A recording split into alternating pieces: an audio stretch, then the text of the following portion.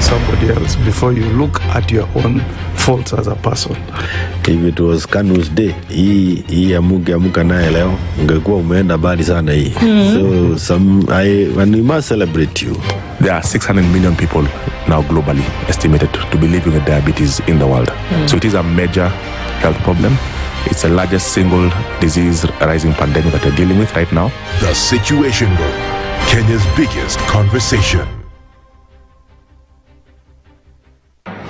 The following takes place from 6 a.m. to 10 a.m. every weekday on SpiceFM.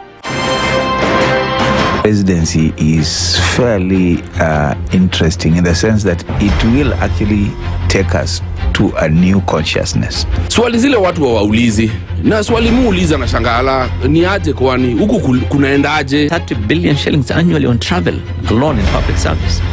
A Kenyan can even demonstrate every single day of his life that Ruto must go. That is the only message of his demonstration. That is his right. That bribe blinds the eyes of the wise and subverts the cause of those who are in the right. This is the Situation Room, the only way to start your day.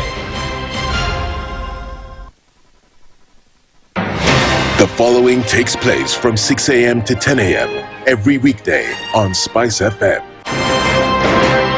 SRC's mandate is constitutional. It's not an advice. It's actually something we must do. Must do. Like now you abandon, of course, the narrative of Wheelbarrow, Mutu wa Mjengo, Mama Mboga, and all those, that rosy narrative. Your expenditure is 3.3 trillion, and you're collecting only 2.5.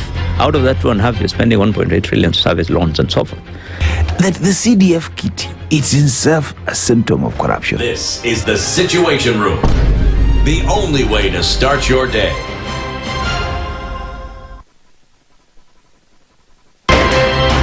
Good morning, and I love your show. Thank you. Having come from a Kikuyu radio background, I migrated to Spice because of the content. I was born in a slum, but somehow I got a break in life. So sometimes when you see the sweating coming out because of the passion and whatever it is, behind the noise, there are people. And we share the same umbilical cord. It shouldn't be like that. I am so disappointed. We used to tell Honorable Raila Amolo Odinga that he's doing police of conmanship. And even President Uhuru Kenyatta, serikali hii ndio iko na conmanship ya hali ya juu. You cannot promise people that you reduce tax, then you double. In politics, there is the issue of trust. For you to turn around and then stab the same people who gave you that trust, there is no other level of dishonesty. Imabo, utaona dunia tu. The Situation Room, Kenya's biggest conversation. In this country, 6 families and 8,000 Kenyans control 90% of the GDP. We are not a country. We are a plantation. We work for Ruto. When you're telling the judges court orders are papers or they will not obey court orders, they're sitting and you're seeking orders from them. So how are they supposed to interpret it? Isn't it an oxymoron? When you see a judiciary that seems to be under some control somewhere, you start questioning. We have very powerful governors, but they don't use their offices to serve the people. If you are not shameful to do what you are doing, why should we protect you? I'm human. Everybody's human. So when you're told, kuja tuongee, I mean, you'd be a fool to say, stagi kuongea. Conversations have to be had, you know? People in leadership should only go into leadership if they are ready and willing to change the lot of the people. The Situation Room, Kenya's biggest conversation. One of the things that are ailing our country is negative ethnicity. You find you as a state officer, instead of thinking as a Kenyan, you think like a tribal person. Let me tell you something. The biggest problem we have had in this country is a leadership deficit. There is nothing that you are going to do in the process of change if you are not a risk taker. So you really have to pursue your vision to a logical conclusion and even be ready to step on people's toes. When it comes to the economy, you can run away with it. They say statistics are like bikinis. They reveal a lot, but they conceal the vitals. And so government people would throw statistics at you and tell you they're revealing a lot of information to you, but it's really concealing the real vitals. We need to get out of that, because when we want to grow our democracy, one basic thing that really requires to be understood by the political class, by all of us, is institutions are critical. This is the Situation Room, the only way to start your day. If we just gloss over issues and hope that time heals, then we may find that in generations to come, we might be back at the same situation. And the whole thing is born of stolen elections. Spice. When it comes to the decisions you make, you must be independent. There's no way you can allow one institution to dictate to you how you're going to conduct your operations, how you're going to decide cases. It's a no. When you weaken the institution to the point where they cannot take action, then you realize that politicians have to come up and now start dealing with the issues. That conversation has to die. Our politicians do not like the hard stuff. We must insist on the path of doing things right, whether popular or unpopular. Money changes hands. That is a fact. If you have political goodwill at the highest top, like in Rwanda, then corruption will be an issue of the past. If you don't have political goodwill at the top, we will pass laws, we will amend laws, we will continue passing laws and re-amending laws, and nothing will happen. This is the Situation Room, the only way to start your day. Mature, intelligent talk every morning. Spice up yourself. Mornings done right. 94.4 Spice FM, Nairobi. Bus. Good morning. Good morning. How are you? I'm fine, thank you. Kofidi? I'm fine. But I just spilled coffee all over myself. Pole sana. Kahawa shindwe. Imagine. Kahawa wewe. You will not steal my joy. Kushtaki kwa Mungu. Woo, that's the kind of morning. What does it? Is there some kind of superstition around it? If you spill coffee in the morning before 7 o'clock under a dark night, things like that. I'm not too achana na hizo story. The good thing you're surrounded with people who love you, so it's true. Unajua. Uko Niko poa kabisa. Ndio nimeamua kuvaa kofia. Yeah, and thank you, Santa Claus. Now that Christine never wears hers or never shows hers, I come with mine today. Oh, you're so cute, Santa. How are you? I'm good. You heard that? Cute Santa? Cute Santa. Meskia, and where's your little unicorn? My little unicorn. She's somewhere there. She's just doing her thing, eh? She's somewhere there. My little elf. Alafu sasa gazeti nimeweka wapi? Do you see now confusion? Nimewacha huko. Umeacha huko. If you usaidie sister. Tafadhali. My newspapers are in a bag over there just at the table. So now I'm telling everybody my things. But anyway, a very good morning to you. This is the 19th of December. Sindo? Yes, it is. The 19th of December at 6:15 o'clock. This is the Situation Room. It's Kenya's biggest conversation. Dennis and Ndu with you today, getting into things. It's the last week. Second last week, no? It's the last day of the week. Yes. Even though nilikuwa nataka kusema. You know, and getting into conversations today, looking around the country, saying, okay, where are we with things? Tunangangana, but we are making it happen. Tunagangana. Yes. Tumeamua kutoa hii apostrophe tunangangana. Tunagangana. Kabisa. Yeah, that's where we are today. And so let me let you know some of the conversations that we'll be having today, getting into things. Me and Santa being the cute Santa over here, and what those conversations will be. Donge, all right. Kabisa. So, if I can just get the technology to behave. Yeah. All right. We're going to get into the year in review with Bosco Mutegi Kiura, who is a political analyst and governance expert, and Maliba Arnold Njeri, who is a party leader, the Progress Plus Alliance. Did you know there was something like that? Now you do. Now you do. Now you know. Now you know. You know. So we're going to look at the week in review. major events analysis of what has happened, who said what, who did what, and what it all means or what it all portends for the country then moving forward as the year then essentially closes down. So karibuni sana as we have that conversation. Agnes Sitati is a nutritionist. Now, I know that at this moment, everybody is saying and planning, hiyo mbuzi tutamaliza. Kabisa. Tunaenda kukata nyama kutoka kwa inside the mouth straight. You wake up in the morning, nyama. You wake up, a vegetable, even even a leaf of sukuma wiki, a leaf of something. The prices today will die. Yeah. So the festive season, healthy plates, keeping nutrition in check. That's our Healthy Friday conversation for today, because we want to make sure that we have that. I know the temptation is going to be that eat everything in sight at rapid speed and alacrity without any checks. We can also have a check on things, and let's look into some of those things this morning. It'll be a bit of a fun discussion, but also it is a very important one for us to then look into. Sawa sawa. Today is also going to be that day where we talk about the events that impacted you most this year. What is it that happens that you think, had some impact on you? We're going to also be serenaded by Gogo Ashley. We'll combine this with calls and the performance, so it would be nice to then be able to have that music doing its thing. It's a universal language, this music, so let's see what it will then do for us. So that's what it's going to be. We're having a conversation with you. Tell us the most impactful event or the thing that you think of this year that impacted you the most.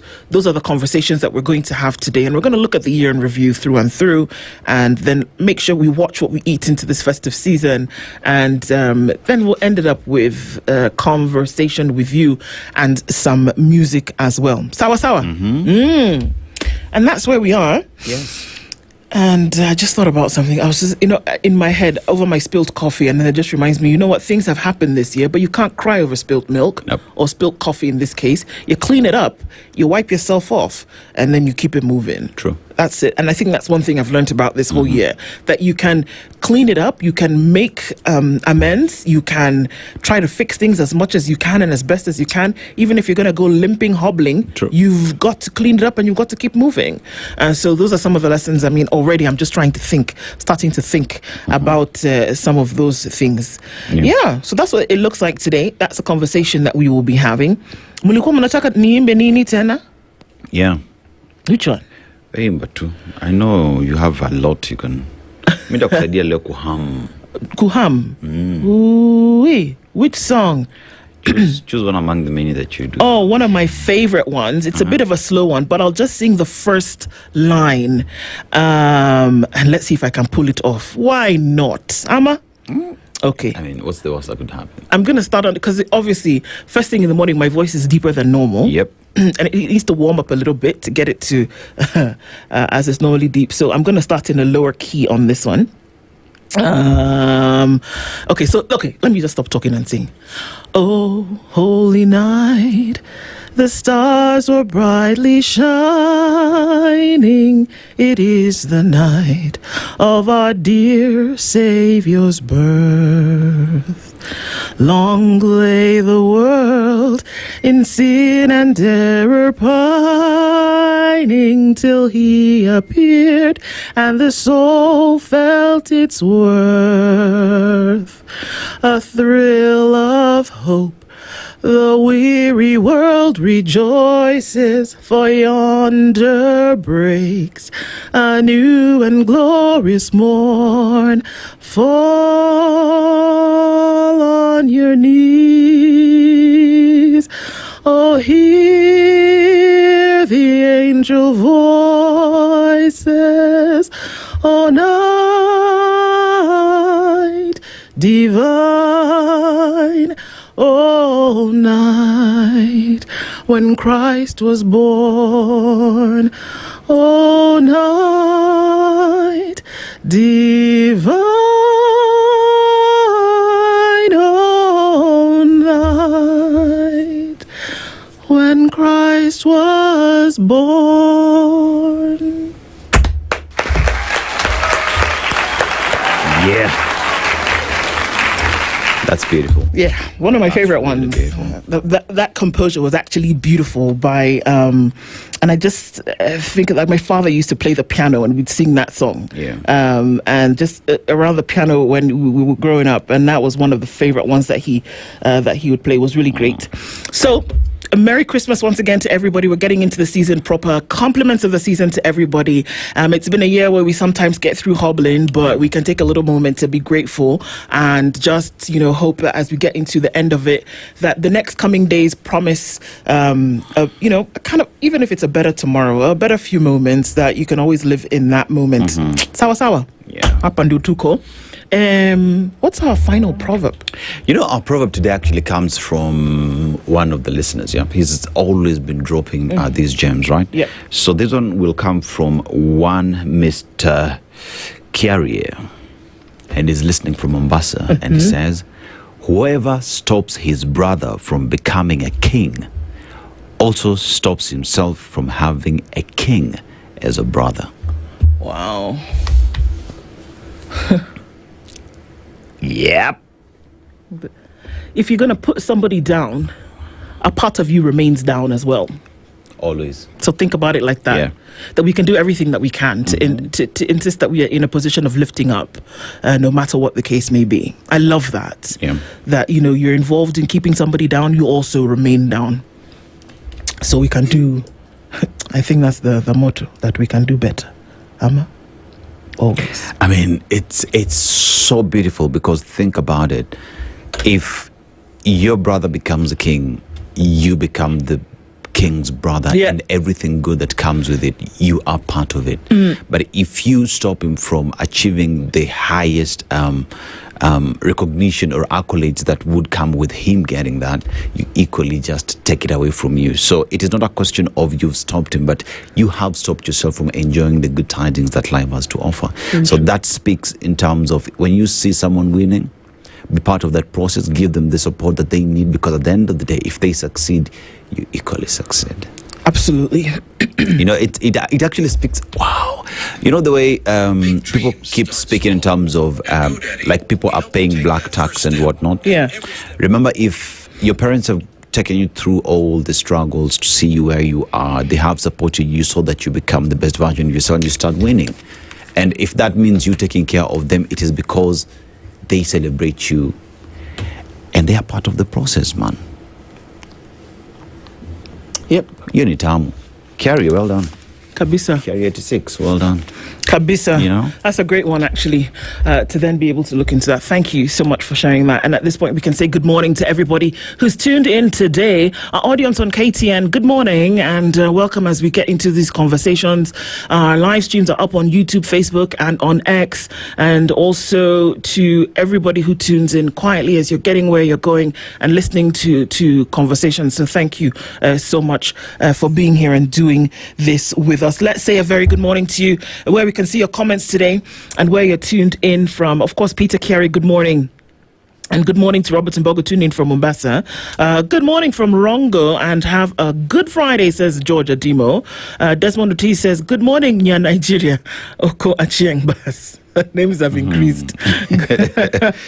Nigeria. Yeah, Nigeria. Girl from Nigeria. Bas. Yeah. And mom's son, Dennis. Are you a mama's boy? You seem like to be a daddy's boy. I'm just my parents' child, man. Yeah. I speak a lot about Your my dad. I speak a lot about my mom as well. So I love those people. I love them pretty much. Mr. Lumiwa na Desmond. Mr. Lumiwa Desmond, Yeah. but he's... How is EVE and Nyamweya?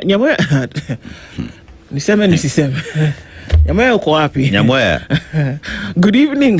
Not even good morning. Good evening. The death sequence in the system can tell you that some people don't like the truth. Well, that's for sure. Kisa Daniel says, good morning, Singaporeans. Aki watu wa Singapore, what a jam. Rahim Sula Omar says, good morning from Preston in the UK. The housing project... housing phase 2 was launched yesterday in the evening. Yeah. Not in the night, in the evening. The evening, yeah. Yeah.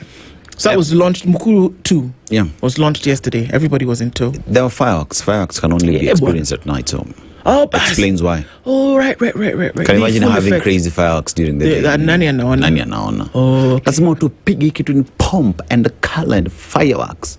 Okay. You will see fireworks. Oh, touch up. We need to celebrate your birthday. I think we should revisit and go back to everybody who had those keys. And just Kama bado wako. Kama wako ndani, That's a very good thing that I think is necessary to do. Yeah. Tunaona mali unaenda. I think now the thing is, if everyone now who was in that slum, right, has moved into these houses, then let's see the government then moving in and getting rid of the slum that people have evicted and put up more houses. Yep. That then would nasema tu. Okay. Jennifer Etenyi, good morning. Happy holiday, Spice family. Happy birthday to us Capricorns. And on Monday, I'm turning 40-something. I am off the off-grid. Journey mercies to us. Oh, you're going to travel and you're turning 40-something on Monday. My dear, happy birthday. Will you be listening? Where are you? Okay, you're not telling us where you'll be. It's okay. But we wish you a happy birthday. And you December babies, you're not letting us rest. But don't worry, we're going to do something about that. Yo, we've waited 11 months. What do you expect? Sawa basi. Y'all have celebrated your time. We are here. We've waited 11 months. 11 months. Sawa. Yo. Happy holiday, Spice. We see you. Good morning, Ndu and Dennis. Good morning, Leo. In Sick and Poor, it's where one day those in power are chest thumping about how, due to their policies, we have bumper harvest. The next day is how we have a drought. So there is a drought happening, and we're likely to see that in at least 9 counties coming into January, food rationing is going to be a thing. Yeah. Unfortunately, it's going to be a thing, and we're already seeing that some of those rations are getting to people today. It's the reality of our times. Then anybody also knows that with climate, one harsh season follows another. Yeah. Or one extreme follows another. That's just how the cycle goes. And the sad reality of it all is what? Even the counties that are experiencing extreme drought predominantly are farmers. That means their land can't produce. So one would then ask the question, if we know the patterns that climate change will bring to us and all the catastrophes that would follow, what are we doing in terms of irrigation? Because we know we cannot depend on rain-fed agriculture. Is another question. Now Lisa too. Antonina Kehika says the refreshing you have to do before you get to the live stream. Nini Mbaya. My princess, good morning, everyone. Can someone check for us whether those houses in Mukuru are still occupied? That's a question. We also went into that this morning as well. Mashari and Njeri says, good morning, Nju and Aseto, watching from Portland in Oregon. The office of the president spent billions and the president is never in that office. Isn't it such a mystery? Somebody eating, but the guy ain't there. Yeah. Bwangi Juma says, good morning, SpiceFM. How are you all this blessed Friday? Do media firms, do what to them? Has anyone found out if Githinji is a real driver or Climax bus company? Okay, I don't understand, but okay.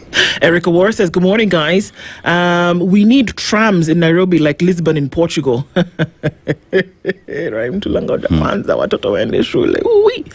Christina, good morning. Yesterday's GBV conversation made me realize I haven't healed. Sister, I was actually going to reach out to you yesterday because these are some of the conversations that you can't stop talking about it, but there's something cathartic about speaking that you must continue. Even if you feel it's a bad day today, it's okay. It's okay. I mean, Christina, don't be in a hurry. For you know, it's a process. Absolutely. Go through it. Absolutely. Yeah. You don't have to. There's no race where everybody's getting a medal at the end of the thing and saying, "Yeah, I've healed and here's your what." No. If you need to take some, you do. You do run that. a race. Absolutely. Yeah. And you will be better every day.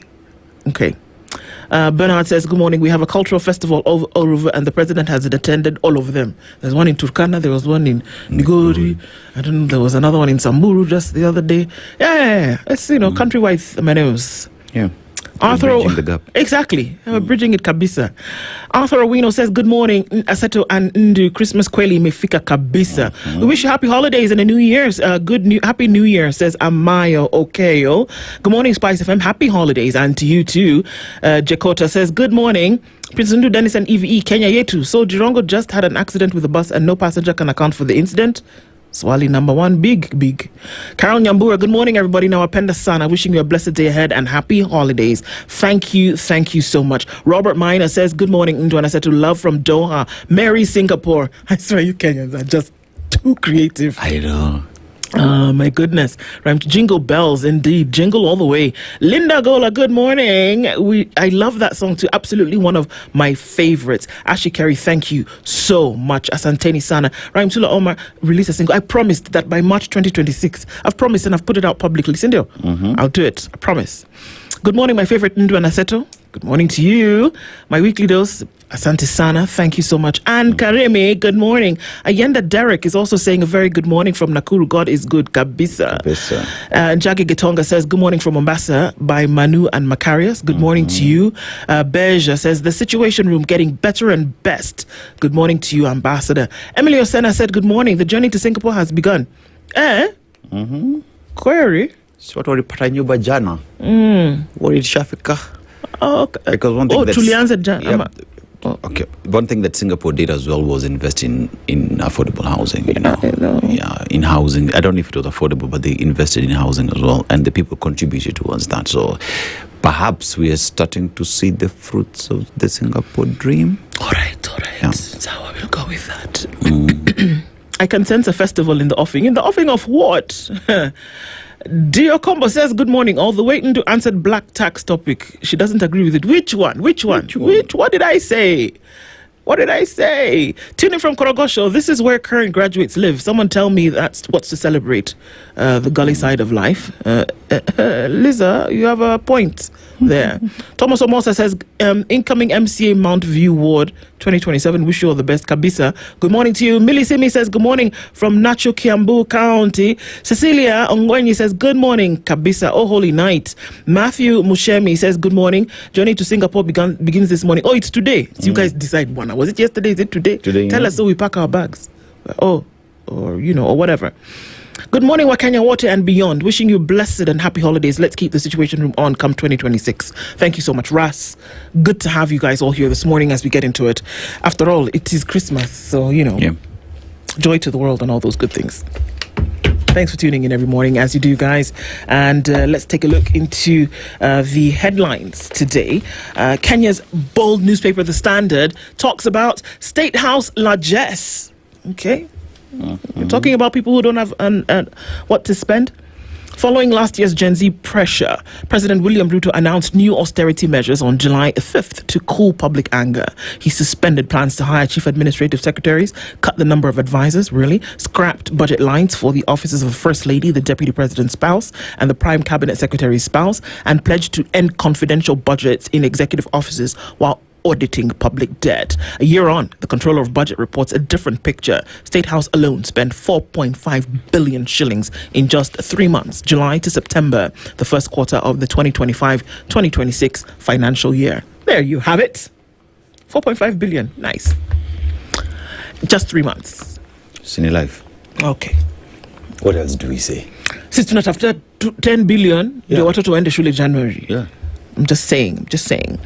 What is the expenditure that we're talking about? Total spending, 1.04 billion shillings from the Executive Office of the President. Salaries came to 463.21 million shillings. Domestic travel at 49.93 million. Foreign travel at 8.34 million shillings. Hospitality, yani Chima Mandas. And Juice, 40.43 million shillings. Fuel, 12.35 million shillings.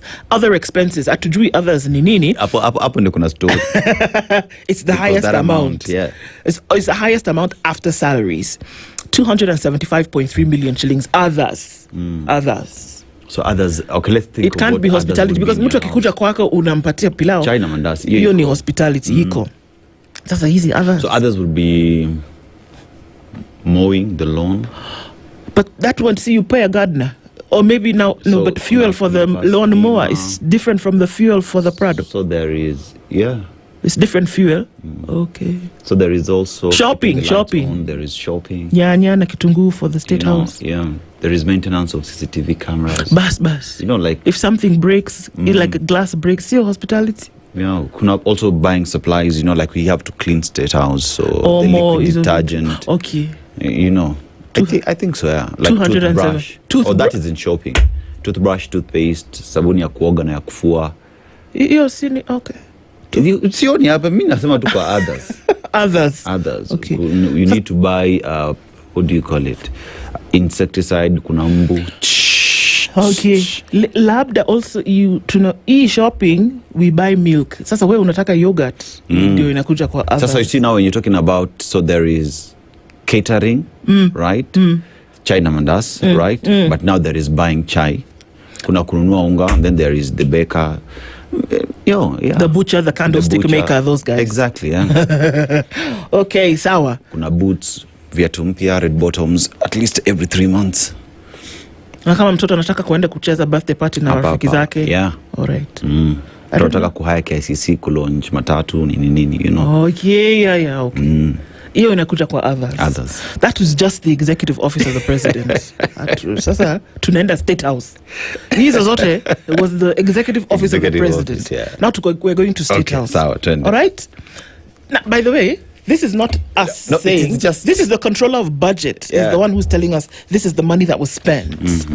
Salaries, 689.83 million shillings. Domestic travel, 292.7 million shillings. Foreign travel, 146.5 million shillings. Hospitality, you thought State Executive Office of the President hospitality was something. Watch I show you. 199.2 million shillings. Fuel, oil, and lubricants. Lubricants Niagari, Tafadhali, 98.5 million shillings. Routine motor vehicle maintenance, 277.19 million shillings. Insurance, 109.4 million. Utilities, 81 million. Rentals of produced assets, 91.4 million. You know, just making things. What is that? Rentals of produced assets. Other expenses. Chukuname, indeed. I was waiting for that Chukuname. Others in the State House is hey, wait, my eye is not seeing. Wait. Sorry, I have to wear my glass. Not in the millions, but billions. 3.1 billion shillings. Others. Is it not the same guy in the office of the executive office of the president and the State House? I'm just it's the same. Asking, it's the same, yeah. But Ndu, let's also look at the others. Others nigani, but you know there's over rentals of produced assets. Have you ever had something like that in your life? That I will not lie to you. I don't know, what does State House produce rental assets. I don't know. Are there people who rent houses around there to say you're producing? Oh, they're building a church. Oh no, but the president said that's his money. Yeah, that's his money. No, but let's go to others. See, empowerment happened. You remember the 500 motorcycles and all those? And then every time there is an event, you're hiring letter teachers, and then teachers 10,000. Then chiefs came to and then State House. When also legislators come to ask for development. Capish? Fair. Tutaona hii maneno. All right. Umeona. Hii Santa Claus cap unafaa kuvaa kila siku. I should. Yes. Hey. Then we go to the office of the Deputy President. Salaries, 230.86 million shillings. Domestic travel, 42.12 million. Foreign travel, 1.27 million. Wait until you hear. Hospitality, 44.45 million. Fuel, oil, and lubricants. What if they're going together? Like ile siku ambaye sasa, it's the people from the office of the Deputy President and the office of the President. Kama wanasafiri pamoja, but the budget is split. Hawezi nini pamoja. Oh, so you can't put both of them. You come with your budget too. Motor vehicle maintenance, 25.87 million shillings. Other expenses, unajua hapo kwa others, 13.79 million. Total spent, 425.8 million. Top spending ministries. Can I shock you? Can we shake hands? Please, let's shake hands. Because the top spender that we are seeing there is the one that never releases. It's possible that the top spender in ministries bado tunawadai pesa ya 2020 over what? Do you know how much the Ministry of Education has spent? 68 billion. Now this is my problem. They have spent this money. Yes. By the time it's coming to the COB's report, this money has been spent. Lakini capitation hujatuma, in my opinion, one of the most important things you've not sent. Sasa your pesa. What have you spent the 68 billion on? And in this country, there are classrooms where there are 110 students in a class. Yeah. When GSS teachers are already saying we're downing tools because you've not stuck to the agreement. You didn't build new classrooms because you insisted that you didn't build new schools. You didn't build new classrooms because you insisted that junior school students remain in primary school. So they stayed there. Yeah. Okay, so these 68 billion, very interesting. Defense, which is a gate, okay. By the way, these ministries that we see here, these are gates. These are what we call gates. They are ways through. So education, one of them. Defense, another, spent 48.9 billion. Health, 21.1 billion. Roads and transport, 18 billion. Aki tunaomba katika jina la Yesu. Hii enterprise roads, simgawe tu 1.5 million. Tengeneza tu barabara. Just finish once and for all. Tusonge. Labour and social protection, 16.5 billion shillings. National Treasury spent 15 billion. Sawa, that's what we are talking about. That's what we are looking at. Sijui kama hii pesa iko na risiti, but yeah. So the CAB has released this just before Christmas and just left it there for you. So that's what it looks like. We took a minute with that one, but it's very interesting. The DPP now has directed the DCI to probe singer Betty Bayo's death because the family has come forward and they said, there's a rat and it's smelling here. We don't like it. Ancient stone wall steals the show at the Pinluo Festival, which took place this week. It's a pretty thing, actually. Quite beautiful. The court has lifted ban on Mary Stopes' abortion adverts. You guys, you know what now? They'll be able to say, come and have a visit with us if you feel like you need to terminate your pregnancy. Yeah. The court has now said, it's okay, let them advertise. But that's interesting because is abortion still illegal in Kenya? That's a question. Just asking. Yeah, because then again, for one to procure an abortion in the country, it has to be sanctioned by the doctor, having seen the threat there is to the mother. Yeah. There's that story of Justice Ibrahim Muhammad, who was laid to rest yesterday. Former Chief Justice David Maraga yesterday was there, paid tribute to him. And also we saw Supreme Court judges. Their prayers were held in South Sea, and then he was laid to rest at the Muslim cemetery in Okoh. And that happened according to the Islamic rites. CBE transition, how students will be placed in senior school. Today is Friday, Abby. We're supposed to now start seeing the first cohort. Placements. Those ones that's supposed to come out today. Or is it? Today's Friday. Today's Friday. Yeah. Court halts 6.2 billion shilling NYS payouts to Ben Givy and Associates. Ngoja kwanza. Hii pesa iko na comma. So we're not going to hand it to you just yet. All right. Teachers and TSC are fighting. Somebody needs to sit in the naughty corner, that's for sure. It's kind of what it looks like in the Standard today. And of course, we're going to keep looking at those stories. AFCON is coming, guys. The Africa Cup of Nations is coming soon. It's going to be an interesting tournament. And it goes in from the 21st of December through to the 18th of January. So it looks like it's going to be a footballing Christmas. Yep. It'll be fun to watch. Over to you, sir. Let's go to the Daily Nation and 5 billion shillings industrial parks scandal. You remember when we were launching all these EPZs all over the place? Yeah. Yeah, we will be having hundreds of youth working in those industrial parks. I ask those responsible to act because this is the real Singapore. My idea was to industrialize the counties, but the vision was totally lost. Who are we talking? Who's saying this? Former Trade CS Moses Kuria.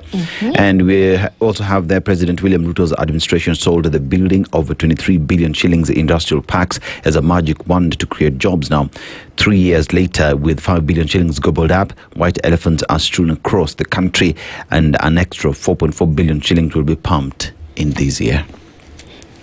So we have white elephants. We have projects that were started in all these industrial parks that were launched across the country. And question is, what are they doing? Do we have industries that are producing? Or was this just another promise that have been left there with nothing going on? Yeah. Question. Inside senior school administration criteria now, it's D-Day for the over 1 million candidates who sat the inaugural Kenya Junior Secondary School assessment. Standard scores will inform placement to a pathway with a learner requiring a minimum score of 20 to qualify for the STEM and 25 for their social sciences or sports. We wait to see how that will happen today. It is a big ticket item, especially in the education calendar. Yep. And we have the send-off for top judge who dodged judiciary purge, scored a first. Supreme Court Judge Mohammed Ibrahim, who died Wednesday, was buried at Nairobi's Kariokor Muslim Cemetery yesterday, ending a long legal career. Now, the worst counties to do business with have been named. That is in page 10. We shall be looking which counties are these, and the forgotten victims of the deadly Mai Mahi floods relieve the pain.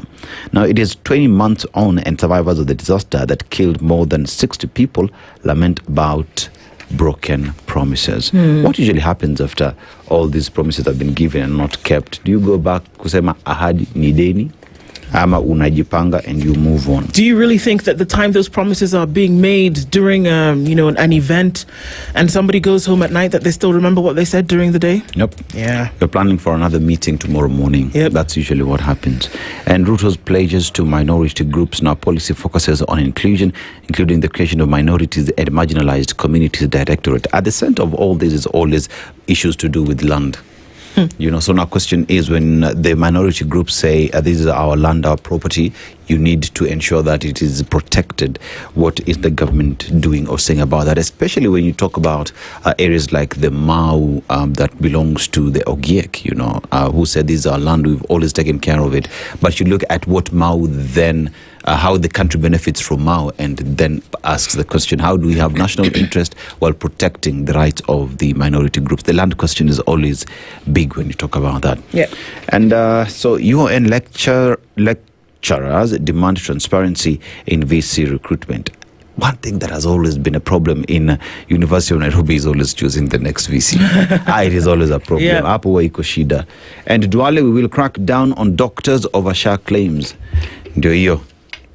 Healthcare in the country always a problem, but SHA will no longer pay claims from private facilities filed by doctors in public service. SHA will no longer pay claims from private facilities filed by doctors in public service.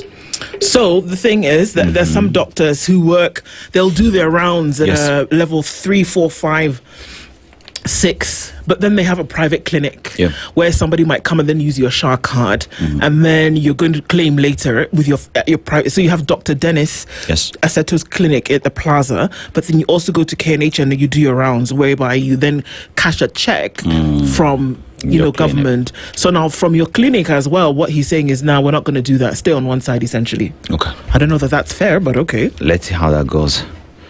Yeah, so report flags 131 billion shillings unaccounted for by county governments. 131 billion. Hey, the control of budget is dropping gems, I'm telling you. So by the time you're going for the holidays, let's just know that there's a lot of information you've been given, and as your legislators or your leaders come to you, you have a lot of questions to ask. Let's look at the Star. All right, on the front page of the Star, because I really want to come back and look at that Mary Stop story. But really quickly, the Star this morning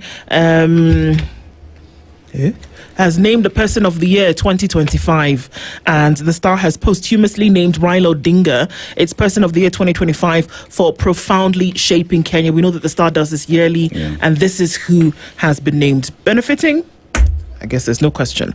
Nairobi gave him success. Now he's giving his fortune.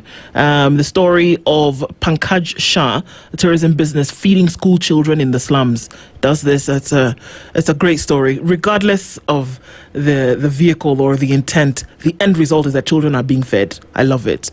Gisharu, from high school DJ to founding Mount Kenya University. And so that's what we look at with that particular story coming in on the headlines of the Star. Relief as project steps up a fight against sickle cell, one of the most debilitating diseases, conditions for many, that you don't really get over it. Why 2025 will be remembered as the year 2027 race truly started. That's another story carried in the transformative pages of the Star today. So just looking at, I think we're looking at a lot of the year in review on some of these dailies, and also, of course, what we will be doing this morning. Sawa sawa, hapo ndio tuko for that. And also, do you want to look at the Nairobian quick and then I go to the story, or how shall we? Nairobian. So let's just go through the top page. And Fati and Unrushed, how women are redefining marriage timelines myths, rather than pages 22 to 23. And festive season Christmas guest survival guide. So yes, how are you going to survive during this time? It's a conversation we shall be having a little bit later on what you're supposed to do, especially when it comes to what it is you eat. And AFCON 2025 gives Kenyans the perfect learning chance. So yes, we know Kenya will be hosting Africa Cup of Nations. So what will we learn from Morocco? And Jirongo's life, money, power, and women. So he was a ladies' magnet. He loved, loathed, and feared. Cyrus lived without apology. He loved openly, spent freely, and ruled fearlessly. He married 4 women and sired 38 children, vowing to gather them under one roof. His relationships were never secret, but statements, declarations of power, excess, and defiant masculine bravado. That's on the Nairobian. That's what it looks like. Just counting. Yeah, 38. 38. Well done. All right. I want to, speaking of babies, the court has lifted the ban on Mary Stopes abortion adverts. Triggered much this morning? Let me read you the story. Lobby told the court the ban had exposed girls and young women to life-threatening options. Justice Muta rules KMPDC and KFCB conferred to themselves powers they did not have. The High Court in Nairobi has lifted the ban issued on Mary Stopes advertisements for safe abortion.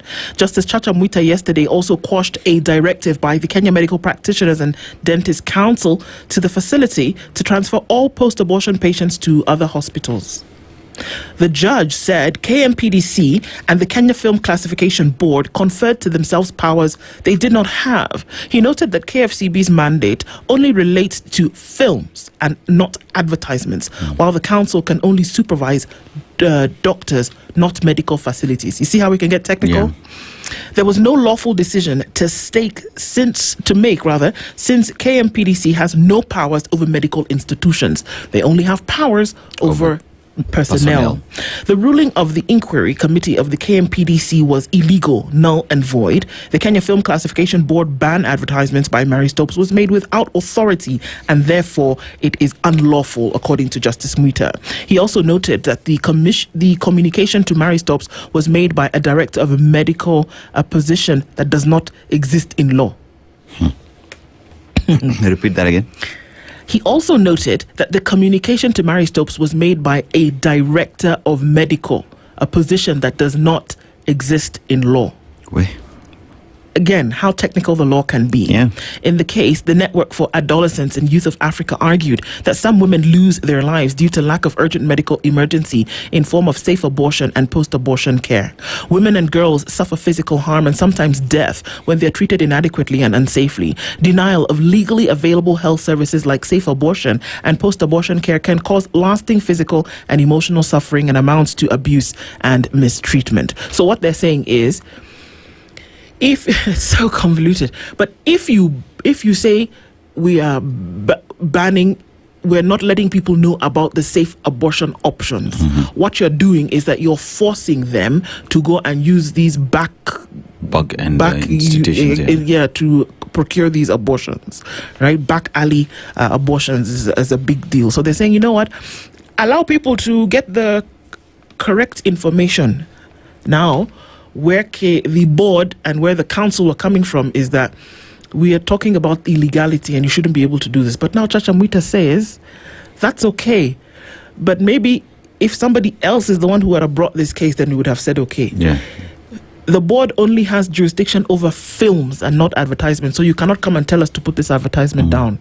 You, as the council, only have jurisdiction over people and not facilities. So you cannot tell them to pull the advertisement down. Whoever Mary Stopes' lawyer is very, very good at what they do. Yeah. The dispute started on the 11th of September in 2018 when KFCB banned all advertisements on radio by Mary Stopes over allegations that the adverts were promoting abortions. On the 10th the same year, KMPDC issued an order directing the facility to immediately stop offering any form of abortion services in all its 23 branches. So you see what Chacha Muta says, you don't have that authority. Somebody else should have been the one to do that. Yeah, because then one would say that what would have come from KMPDC would be a directive to the personnel that then undertake or procure those services, But then again, question now Ndu is, what does that do to the law? Because remember, the law, abortion in Kenya is illegal. Yeah, but you see, this is the thing about the law. That in this case, it was not about the abortion itself, the process. It is about whether you have jurisdiction and authority to proclaim that this particular advertisement is allowed or not. Yeah. So you going to say stop performing abortions, you can't do that because you don't have the jurisdiction or the authority.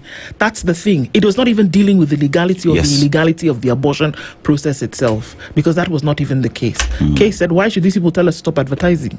It's not even about the subject. It's just like the elections that were declared whatever in 2017. Yeah. I remember Smoking Wanjala saying it is not. We didn't say that the winner is not the winner. We said that the process through which this winner became winner has a question mark. So we will stop it and do the process again. The law is very interesting. Interesting. It's like very, very interesting. I think it's about time that as a country, this is one of those conversations that people sat down and honestly had this conversation, because you'd find the Kenya has never really sat down to have a deeper conversation, especially around abortion. Because now there is the religious aspect of it, there is the traditional aspect of it, there is the moral question of it, and people have never really sat down to say this is our position as a country. And it's a conversation that I bet people do not want to have. There is people are having abortions every day. They are. But are we having the conversation as to protect them? We're not. No. We're not. We are not. Yeah. Simifika 7. Simifika 7 imebaki around some 30 seconds. You're right. Just let me just pass through this real quick, yeah?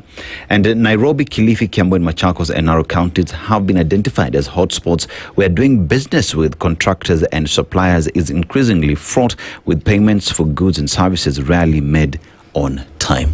So with that alone goes to show you the question of pending bills continues to be there, and the counties are actually one of the biggest culprits. So you can at page 10, you'll get all that information and how you need to stop doing business, including me. Yes.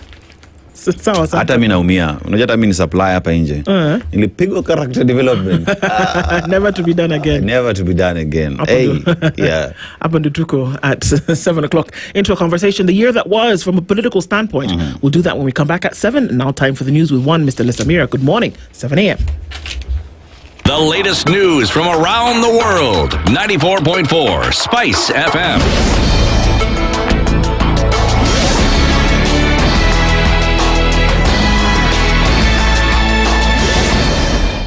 Good morning, this is the Newswire. I'm Edwin Lesamira.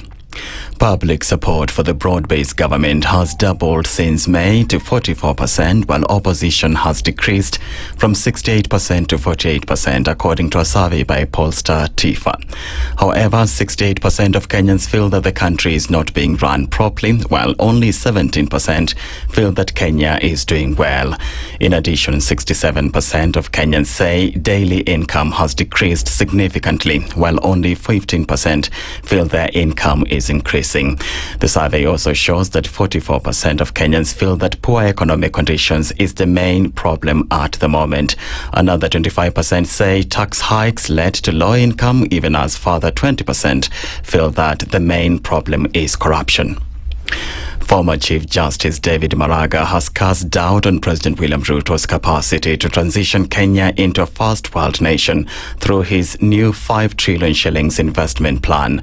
Speaking in Nairobi, where he visited the late former Minister Cyrus Jirongo's home to condole with the family, Maraga emphasized that Kenya will never be like Singapore unless Ruto tackles corruption head on. The history of Singapore will tell you that the Prime Minister, Lee Kuan Yew, got even his relatives in prison.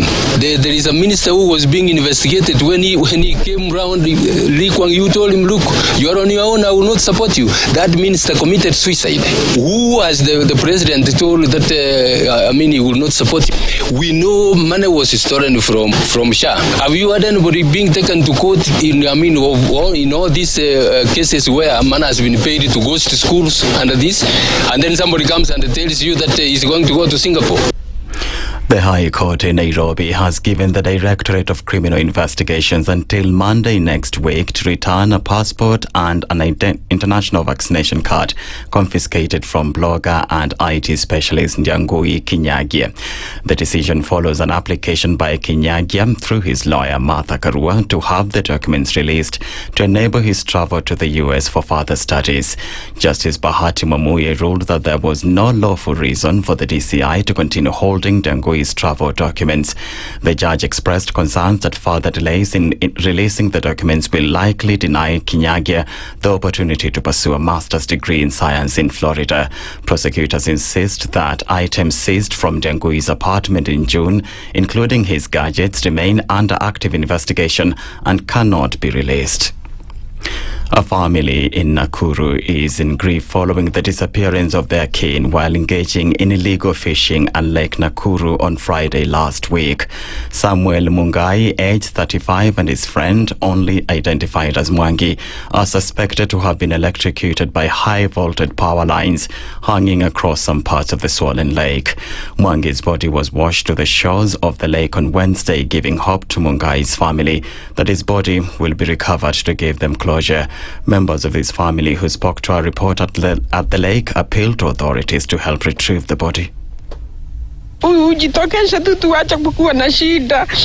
Juu anatupea mastress hata bibi yake anashindanga huku na mtoto. Sasa mimi nalia kwa serikali iweze kunisaidia ndio hata sisi tupone roho. Kama ni kweli ameagia hapo ndani, tujue ya kwamba kijana yangu ametolewa na nimempumzisha. At the same time, Emmanuel Koech, a KWS officer in charge of Lake Nakuru National Park, confirmed that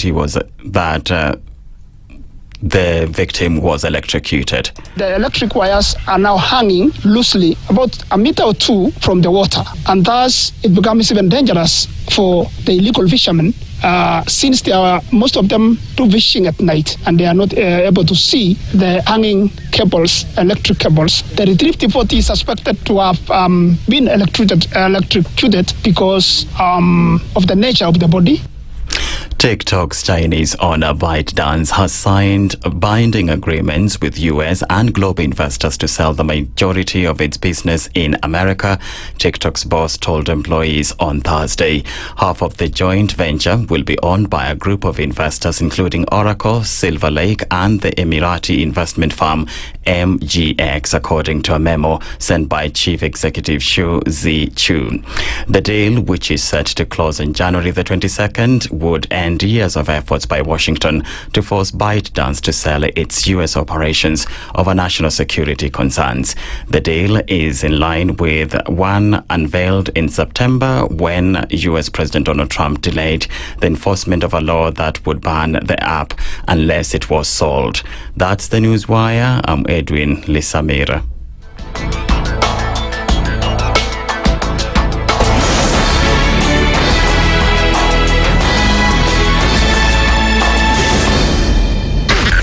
SpiceFM, Nakuru. If we just gloss over issues and hope that time heals, then we may find that in generations to come, we might be back at the same situation. And the whole thing is born of stolen elections. Spice. When it comes to the decisions you make, you must be independent. There's no way you can allow one institution to dictate to you how you're going to conduct your operations, how you're going to decide cases. It's a no. When you weaken the institution to the point where they cannot take action, then you realize that politicians have to come up and now start dealing with the issues. That conversation has to die. Our politicians do not like the hard stuff. We must insist on the path of doing things right, whether popular or unpopular. Money changes hands. That is a fact.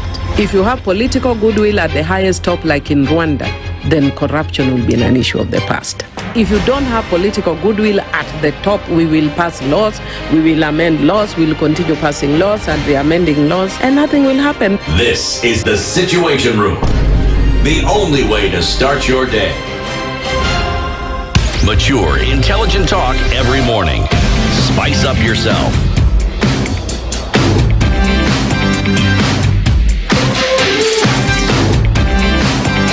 Mornings done right. 94.4 Spice FM, Nairobi. A very good morning at 7 minutes after 7 o'clock and getting into the second hour of Kenya's biggest conversation. This is the Situation Room this Friday, the 19th of December. And it's the 19th. Yes. And if you have 19 shillings... That is 1 hour of unlimited data bundles from Airtel. Mm-hmm. If you have 45 shillings, that is 3 hours of unlimited data bundles from Airtel. Yeah. Airtel christens it as the unlimited data fun bundles that you get to enjoy, especially during this season, because, saves a little bit of money and spend it on yourself and make merry, But even while at that, these connectivity will ensure that you are in the room and part of processes and conversations. It is one that will come here to ensure and do that. You are streaming your movies, you will complete. Yeah. You are attending class for those who have not yet closed down, you will attend that class. Yeah. You have deals that you are closing across the world before the year ends, you will be able to do that because the connectivity is assured. And Airtel is telling you by dialing *544# or going to your My Airtel app that you can download from both App Store and Google Play Store, or even just walking to your nearest that one is Airtel nearest shop. Yes. You get yourself the SIM card and ensure that you become part of the process. Remember, next hour we tell you how you can win yourself 3,000 shillings courtesy of Airtel. Absolutely fantastic. And then as we have those conversations around who does what moving into the future, how you're aligning yourself with your plans. What is your plan? And as you ask yourself the question, what do I plan for? Here it is. You can actually have a plan that works going into the future. You've been working so hard, you've been saving, you've been trying to think about what you're going to do to invest, but you know what? You don't have to worry about, okay, so what is going to happen in the future? What you need to do today is you need to ask, what's your plan? And you need to do it to the good folks at ICEA Lion, because then they'll be able to walk you on the path towards the right plan, and you can actually do that without too much of an issue. Yes. Go to icealion.co.ke today and you'll have that question answered. Where else should you go today? Now, you say, as we talk about having a plan, this festive season, you should be having a plan, right? And the plan then is the question, are you ready for the best Christmas ever? And when we talk about that, remember, Naivas is bringing you the festive fire with giveaways happening every single day. So we know we are from the greatest Naivas Kikwetu event where many have won the boozes. But now Naivas is telling you every day there is a kuku for you. So if you walk into Naivas every day, there's a high possibility a lot of your menu will be chicken, right? And this is your winning moment because people are already walking away with cars, motorcycles and massive electronics in the ongoing Naivas Kikwetu promotion. Now, do you want to be part of this process? It's simple. Shop using your Naivas loyalty card. Every purchase gets you closer to the winning team and you will win big. Now remember, Naivas is your ultimate one-stop shop for everything fresh food, new appliances and all your Christmas decor. Head down to a new store at the Tatu City, Gashie or our One Mall Magadi today and keep that loyalty card with you because Naivas saves you money. And guess how you can use that? You can use your KCB winning card. Let's talk about a once-in-a-lifetime chance to win a dream getaway, all thanks to the KCB Bank winning card. So here's how it works. If you bank with KCB and pay using your KCB debit, credit, or prepaid card, you get a chance to win every day. And it's not even every day, every time you pay. So whether you're buying groceries, whether you're fueling your car, grabbing lunch or shopping online, just pay with your KCB card and you get a chance to win weekly, monthly, and also get into grand prize draws. So weekly winners will walk away with 10,000 shillings. Monthly winners will walk away with 100,000. And there's a chance for you to enter into a grand prize draw for a holiday getaway to Zanzibar for 2, including flights, accommodation, and exciting excursions. Remember, paying with your KCB card isn't just safe and convenient, it could make you a winner. The more you pay using your KCB card, the better your chances of winning. So use your KCB card today, the winning card. Terms and conditions apply, of course, but remember, KCB Bank for people. for better. For people for better, and let's look into the year that was, the year that has been. And we're doing this morning with two guests who are in the hot seats of the Situation Room today. So let's welcome our guests. It's been a minute since we saw both of them, but especially one. Maliba Arnold Njeri is a party leader of the People's Progress Plus Alliance, and he's here with us this morning. Arnold, good morning. Morning, how are you? Fine, thank you. How have you been? I'm good. Incidentally, this year I had my first show of the year here. Yes, you did. I'm having my last show of the year here. So it looks like my year has really been a situation room. There's something to be said. There's something to be said. Yeah. It's good to see you, man. Karibu sana. Thank you. We're also joined by Bosco Mutegi-Kyura, who is a political analyst and governance expert, joins us here as well. Good morning, Bosco. Good morning to you. You're doing well? Doing well. Thank you very much for having me. Karibu sana. And also inviting me with my mentor here. Today, I'm lucky to be debating with him. Okay. Does he know he's your mentor? Maybe he has known now. Okay. I do know. I do. All right. Yeah. Okay. Fantastic. Thank you both for coming, and we'll look at the year and review major events and their analyses. We'll look into that in a minute, but Dennis wants to share today's proverb first. Yes, so the proverb today we were sent to by one of our listeners called Mr. Kyari, right? So it is not predominantly from the continent, but we are just paying homage to Kyari, who says, whoever stops his brother from becoming a king also stops himself from becoming the king's brother.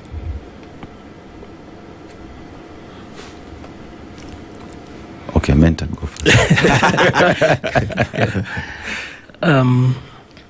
I think I've encountered that, but generally I think how I look at that is that if greatness is within proximity, you would rather help it manifest, because then you also have got access, as opposed to when it's far off. As in, if there is potential where you actually have got access, you would rather help ensure that it actually sees light of day, because you have got access, you have got proximity, as opposed to what we used to do when we were small boys, that if I don't get the biggest chunk, then no one else has it. Yeah. Yeah. Mutegi, how would you interpret it? It's about the story of these people. You know, the story of being a dog in a major, that I will stop you. I don't want you to get, but I know I can't get it. But also, when you look at it as in the perspective of we rise by lifting others. So if you don't lift, if you want to, you can't rise by pulling others down. So, but when you pull others, you never know where your paths will cross, and it will help you. Indeed. Yep. That's it. As we look at the year in review and the many things that did happen, of course, the imagination is that these things will take a political skew, that you never really are rid of politics when you're looking into the situations in a country. So let's look at 2025. So 2025 came off of 2024, which was, many would say, a tumultuous year in Kenya, whereby the protests took place, and that meant that certain things were going to happen as a result of that. That we saw, okay, maybe there was no finance bill, and then we saw that essentially come back. Everything, and confirmed by the Speaker of the majority, rather the Leader of the majority in the National Assembly, that everything in the finance bill essentially made its way back into Kenya's finance laws. We saw a number of other things happen. We saw that other protests happen, political and civic events happen in 2025, especially with Saba Saba. We saw security incidents. We saw infrastructure proclamations. We also saw that housing, affordable housing, were things that then were focused on greatly by President Ruto. We saw a lot of international trade and regional engagement. And then we saw the death of Raila Odinga in October, which then for many then has charted or starts to chart what direction we're taking going into the future. Let's take an overview of your take and what it means for Kenya Arnold in terms of what happened in 2025. Well, I think 2025 has been very many things, but of course at the very top, the banner is the loss of Raila Odinga and what that really means. At the time when Raila was still alive, broad-based government's popularity was at 22%. His death alone has actually doubled that up. Yesterday's poll by TIFA showed that now broad-based government is actually at 44%. I say that because if you were here in 2024, you knew that William Ruto and his case were literally a basket case. So that for me really says so much that if you try to contextualize how this year has been the year where you will actually say how the Raila exit defines the political field going forward. And why is that important? It's important because then we have got about 18 months to go to the elections. And if it's anything, you'll realize that the government has actually picked up a little bit of momentum. The broad-based and William Ruto have picked up a little bit of momentum. And the united opposition or the one-term brigade, you will actually think there is groping in darkness. A little bit of where you don't see so much activity, coherence. Moving in, of course, you can argue that it's probably strategy, that probably they've taken what you would call stand two. They have picked position and they are silent, waiting to attack. But strategy is not spoken about. It's actually acted on. But then most interestingly is that the president has been able to repackage himself, which then should worry all of us, including myself, who are part and parcel of the one-term brigade, that he's now singing. The president does very well on car-top politics. He does very well. He's quite a good artist. Today, no one talks about the plan. No one talks about bottom-up. The president is actually already teasing his new release, his new song. And you can actually feel it. It's almost a rendition of tumetoka analog to digital. It's now he's actually moving. You can actually feel it. Like DJ Billy, he's giving us that beat about tumetoka bottom up to Singapore. Tumetoka bottom up to Singapore, to Singapore. But did the bottom up work? As in, did it work? The bottom up from your point of view? As in, for him, people have forgotten. And you might not really probably appreciate this, but unfortunately, when it comes to politics, nuance, complexities don't win elections. It's emotions. If you want to talk about facts, figures, numbers, evidence, and everything else, you appeal to elites like the people in this room. But if you want power like William Ruto is looking for, and all of us probably are looking for the people who are in the political practice, you appeal to emotions. But surely at some point, even though you appeal to my emotions, I mean, come on, Arnold, you can tell me every day that you love me, but at some point I'm going to want to imagine that I will see a physical manifestation of that love. I keep giving the story of Okoh and his wife and the chicken that never came, until one day he comes home and he finds his wife in the neighbor's house actually eating chicken. Now, do with that imagery what you want, but at the end of the day, it is, you can ride on the emotions, sure, but at some point the people would imagine that you would do something that would actually land this plane, no? Let me just actually, you are reasoning and putting out a very good story, but then let me remind you that you do not win elections by way of truth. You don't speak in truth. If it were a language, you don't speak in truth, you speak in narrative. And people, these conversations are so easy. It has to be binary. So easy. Sisi tuko na plan, wale wako planless. Okay. Sisi, like for example, if we were to look at it from the way you actually are trying to proceed, would be this. Look at what the president has done now. Quickly, we've really changed. We've even amended the constitution without necessarily changing the constitution. The president tricked parliament, for example, this year to pass a law that allows parliament, or rather parliament ceded its power to oversee the sale of public assets. He plays long ball. Then he's come up with what you would call the infrastructure fund. So the infrastructure fund, we will talk about very flowery language around equity and everything around that. But you know what the president is doing technically? two things. The president learned from 2024 that budgets are very polarizing. So the president is avoiding budgeting process. He wants a constant pot where he can pick money at will. He doesn't want budgets. He's running away from the budgeting process because 2024 taught him never to go that direction. He already also knows that if we were to do debt the traditional way, he will have to go back to parliament and ask for raising of the ceiling, and it's so easy for the detractors to actually tell people, here, we are going for more debt. So he takes another route. Now talking about we are creating a fund, and in that fund we are leveraging yada yada and everything else. Already Parliament has ceded its power to oversight sale of public assets. So you create a fund. That fund, you sell Safaricom, drop in the money, sell other assets again, because now Parliament does not have to oversight that. They've surrendered that. It's unconstitutional, actually, but Parliament has already surrendered that. But people didn't see it going that route. So what then happens is that you're going to see this language. You will hear the language of securitizing that particular fund immediately. That has not been spoken now of.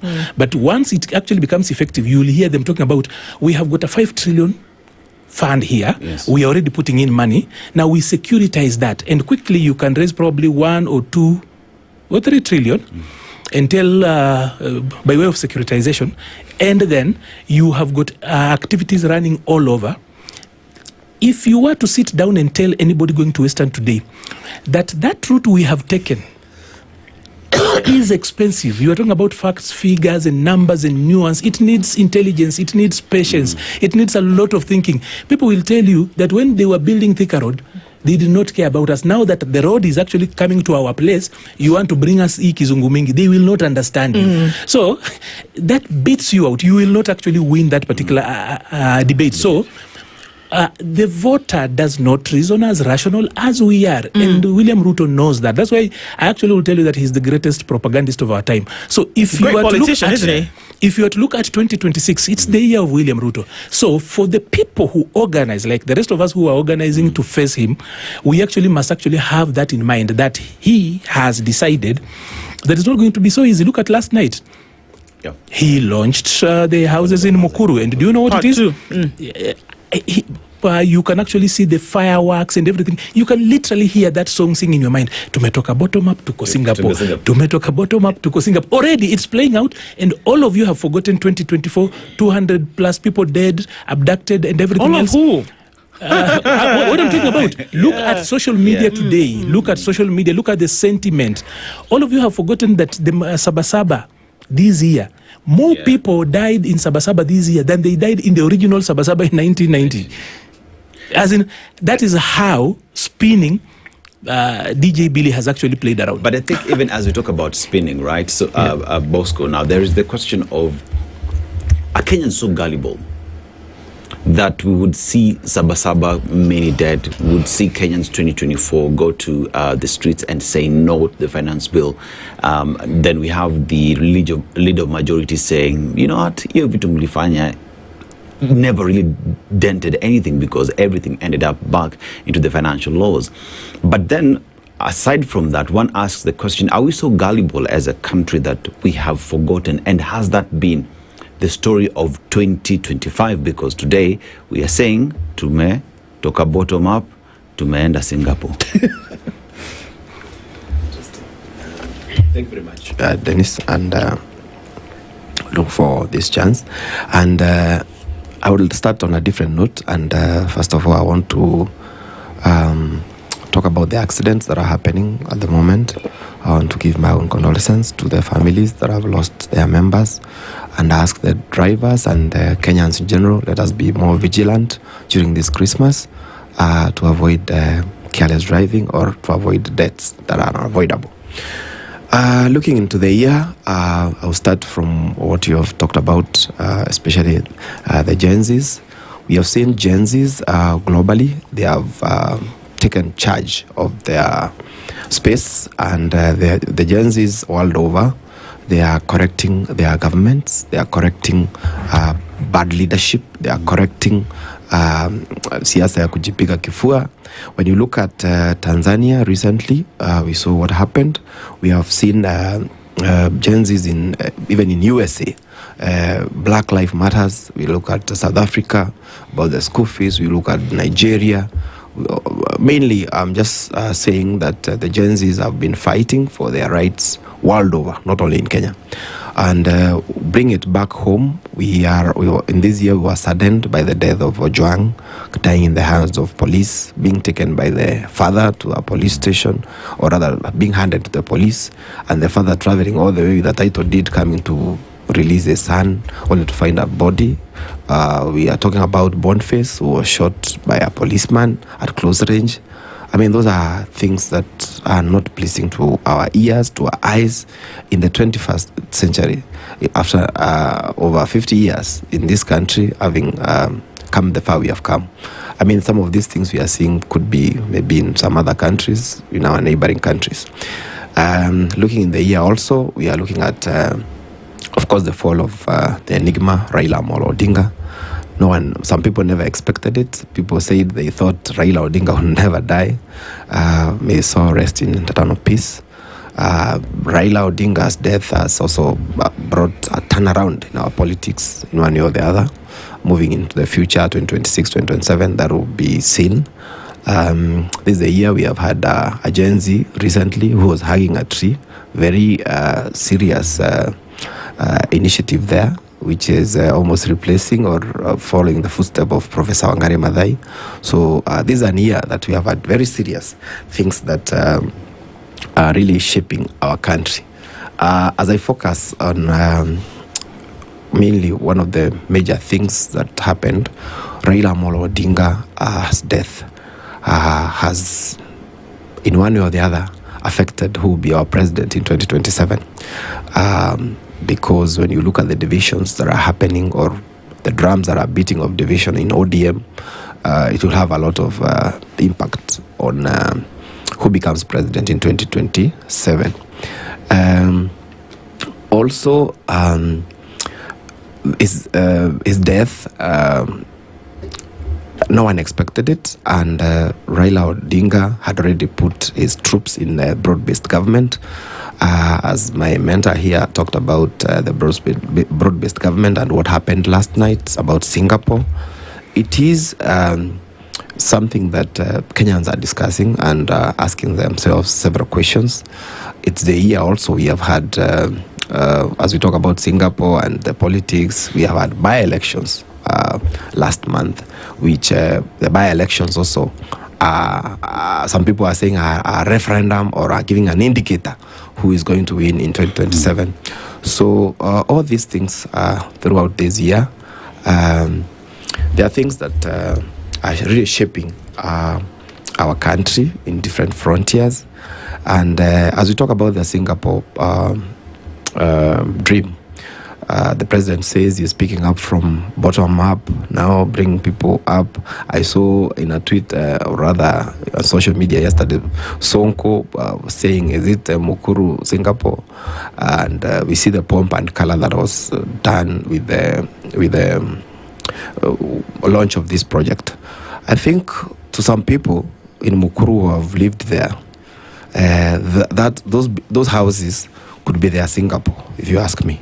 Because someone who is coming from sewage, lack of good sanitation, lack of even some place to put up, to them it could be their Singapore moment. While I say that, this country also has a problem with unemployment of our young people, I may not agree that 100% that affordable housing is the only way to solve the unemployment issue. However, it could be one of the things that will help to contribute. But as I say that about the year, it's the year that we are doing voter registration, continuous voter registration. We saw the apathy that we had in 2022.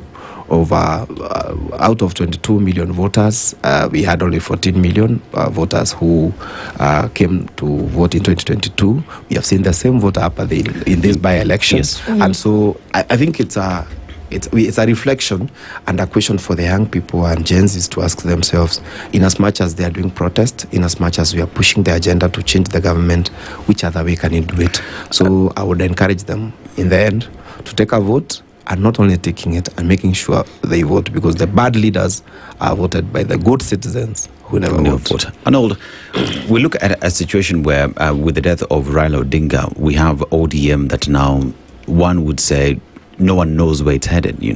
We have both. We have sides that are pulling both on their sides. There are those who we are here beyond 2027.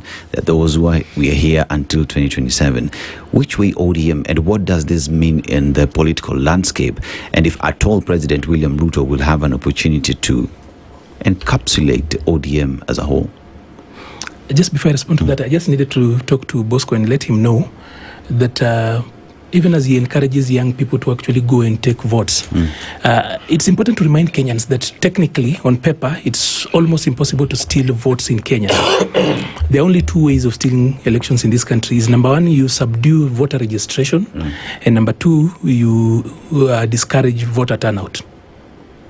So when IBC starts to do continuous voter registration, the state, which actually knows that it's actually not in very good books of young people, introduces something that distracts young people the same week. The same week, they introduce Nyota, make it more popular, put it a lot of money. So young people are busy chasing Nyota, which they will not, it will not be so many people getting it. No. And they forget about voter turnout. And there's something called the bandwagon effect. So after a week or two, IBC saying that young people are not turning up, so now it looks like, is it even important? But they're busy doing something else. Yeah. So it's that distraction. It's working very well, by the way. So unless somebody comes out and takes care of that, I can tell you that the people who are looking for power in 2027 are not joking. And if you know how they ensure that there is no voter turnout, look at Malava, look at Mbere, the by-elections. Is that on the day of elections, you have ways and means to ensure that the opponents' people do not turn up. That is how you effectively rig an election. So we are talking about ODM.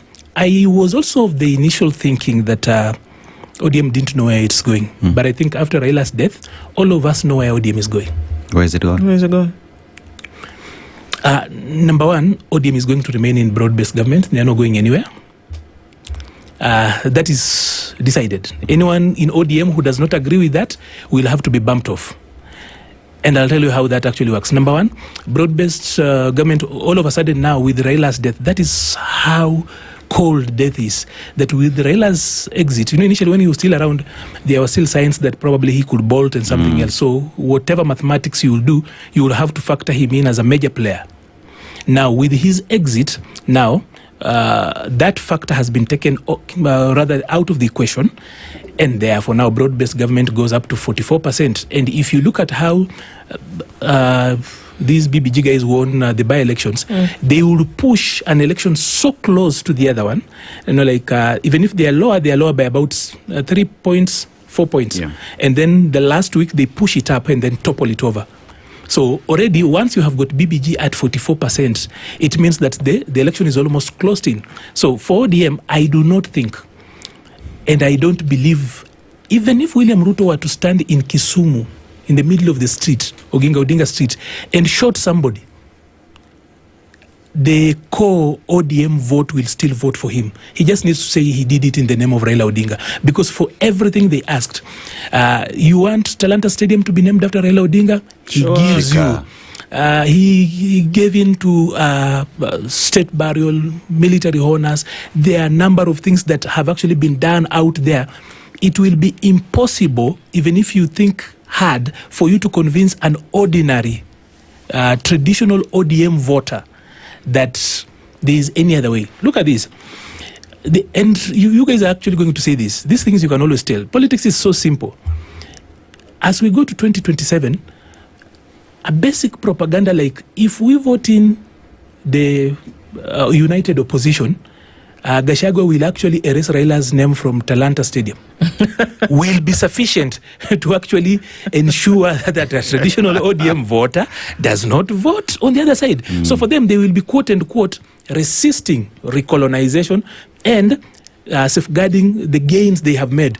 There is a pyre in Homa Bay. How do you tell that mama there, You see these things that are happening here. If the united opposition shows up, these are the people who had taken development elsewhere. We are now building a road from Nairobi to Mau Summit, and we are bringing the SGR to Kisumu and then to Malaba. How do you tell somebody from that end that if that whatever is happening will give us debt and whatever? He will ask you, like I told you earlier on, you guys had the Thika Road done. You didn't complain. You have got Mau roads working on that. Why is it that siku ile inafanywa kwetu ndio mnatuletea kizungu mingi? So those arguments, they are very basic. I'm telling you that the traditional ODM voter is already decided. And you know what? Because there is a scarecrow in Rigathi Gachagua. Rigathi Gachagua is actually the perfect scarecrow. He has had a few misspeaking here. So you just need to pick a few of Rigathi Gachagua's old misspeaking and use them to scare the ODM voter. But an ordinary person will actually just be seated out there thinking, okay, but they are saying the truth. But the problem is that Rigiji will bring in the shares argument. So it's easy for them, number one, to use the development stuff they have done. And by the way, like I told you, the narrative has just to be binary. Yeah. We are bringing you a road. For 60 years of independence, you guys have been suffering. There is so much that is happening on the road, blah, blah, blah. Now we have brought you a road. Wamanza kuleta hii issue. Then the Nyoro is making a lot of sense when he speaks about this new equity approach that we are picking. We are running away from the traditional way of doing debt. Now we are still stacking up more debt. It could actually end up being more expensive. But no one will listen to Ndindi Nyoro, especially those opposed to him, because it will be, since these things are coming on this side, they are now asking questions. But since William Ruto still wants to split Mount Kenya, he tells the people of Thika, we are bringing you an expressway. So he's balancing everybody. You put people into micro groups and then manage them. So as to the question of ODM, I'll tell you, ODM is not going to be democratic. We had hoped that probably there will be a lot of orphans. There will not be orphans. Why? Because there is a scarecrow in Rigiji. Then there is the goodies by William Ruto. And therefore, Raila orphans in ODM will have a lifeline. Because they will be consolidating the gains. Baba alituacha hapa. It's now so easy. William has actually cracked a formula of holding ODM. So ODM is not going anywhere else. It's now with William Ruto. Do not ask a question. Because I can tell you it's so easy. If you go to Nyanza today, you just need to pull up Rigiji as a scarecrow and tell people, munaona hii kitu. And I can tell you what they will tell you. Rigiji atatoa jina Raila kwa Talanta Stadium. Rigiji atarudisha hii barabara. It will be easier because already Rigiji has made a few mistakes here and there. Yeah, I hear what you're saying. Yeah. So Bosco, do we see a situation whereby now there are options for, and do we ever look at the other options that could come out for political leadership in Kenya, number one? And then is there an agreement that somebody like Rigathi Gachagua will be used to do what people used Raila in Western Kenya, to do what people used Raila Odinga to do in Central Kenya previously? Thank you very much. The previous day we were here with you, I said some sentiments which are close to what you're asking. People even were fighting me, but they are coming to light. ODM is going to divide itself into 3 groups. It's going to be split. And I said that the previous time I was here, and I'm going to say it again. ODM is going to split into the people who are in Nairobi here are fighting for the survival. Because if someone like Sifuna goes outside this Nairobi and talks about vying elsewhere, popular as he may be, he will have a lot of difficulties. Sometimes, okay, so I'm talking about the 3 groups. It will have Babu Owino, Sifuna, and the groups and the Winnies in one corner. Then you'll have the people who are in broad-based government of ODM will never leave where they are. We are talking about Joho, Oparanya, the Bandis, those who are in government as of now.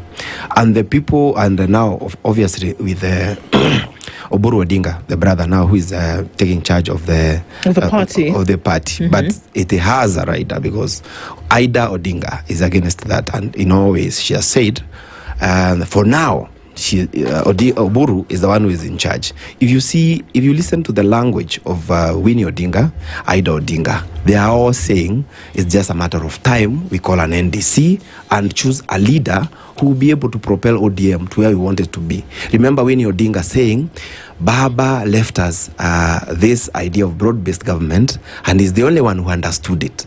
And so we need to have someone who understands this arrangement of broad-based and to take it to where it's supposed to be.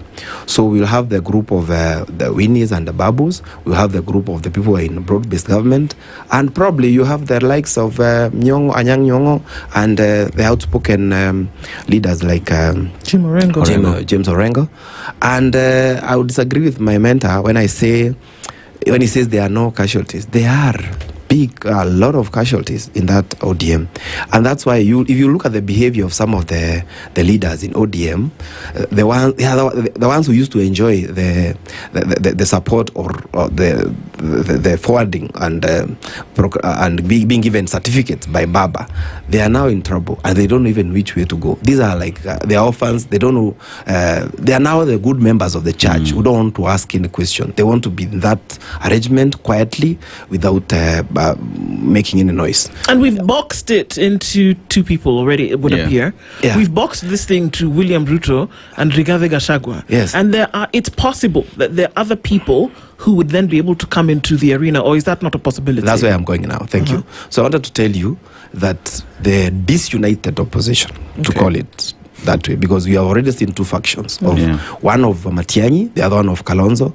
and they are already so Gachagua, what Gachagua is doing right now is fence sitting, and Gachagua is just waiting to see who is likely to be with the people in the united opposition, be it Matiang'i or Kalonzo. Then he jumps that side and follows that person, because automatically it's known that Gachagua will not be in the ballot, not unless something changes between here and 2027. As it stands, he's impeached, he cannot run. And so Gachagua, that's where he is. Look at what William Ruto is doing and dismantling Kalonzo very fast, whereby Kalonzo is this good diplomatic, polite politician, and he has presented himself that way. But when he tried to make a move to present himself and pull the muscles, William Ruto tells him, hey, stop. Mr. Kalonzo, you want to be president, yet your own Saikuru Road, you have not made it for the last 50 years. Can you deal with that fast so that Kenyans can trust you with all the other roads? You know? When you look at the arrangement of the united opposition, we have challenges there, because if you look at now the candidature of Matiang'i, for example, Matiang'i is a presidential candidate who doesn't have a political party, so to speak. He's the deputy party leader. So when they sit in a boardroom discussing about... How can he be a deputy party leader without being part of a party? So he's when they sit round table as principals, each and every person has a political party. But he has to come, when they have to sign something about the united opposition, he has to come out and make a call to Uhuru. Hello, Uhuru, can I sign this document? So what we are seeing is a Matiang'i who is not really in the table. In the table, you're sitting the seat with one side, because he's not sure what will happen next. So what you are seeing, and I agree with him, William Ruto is not your ordinary politician.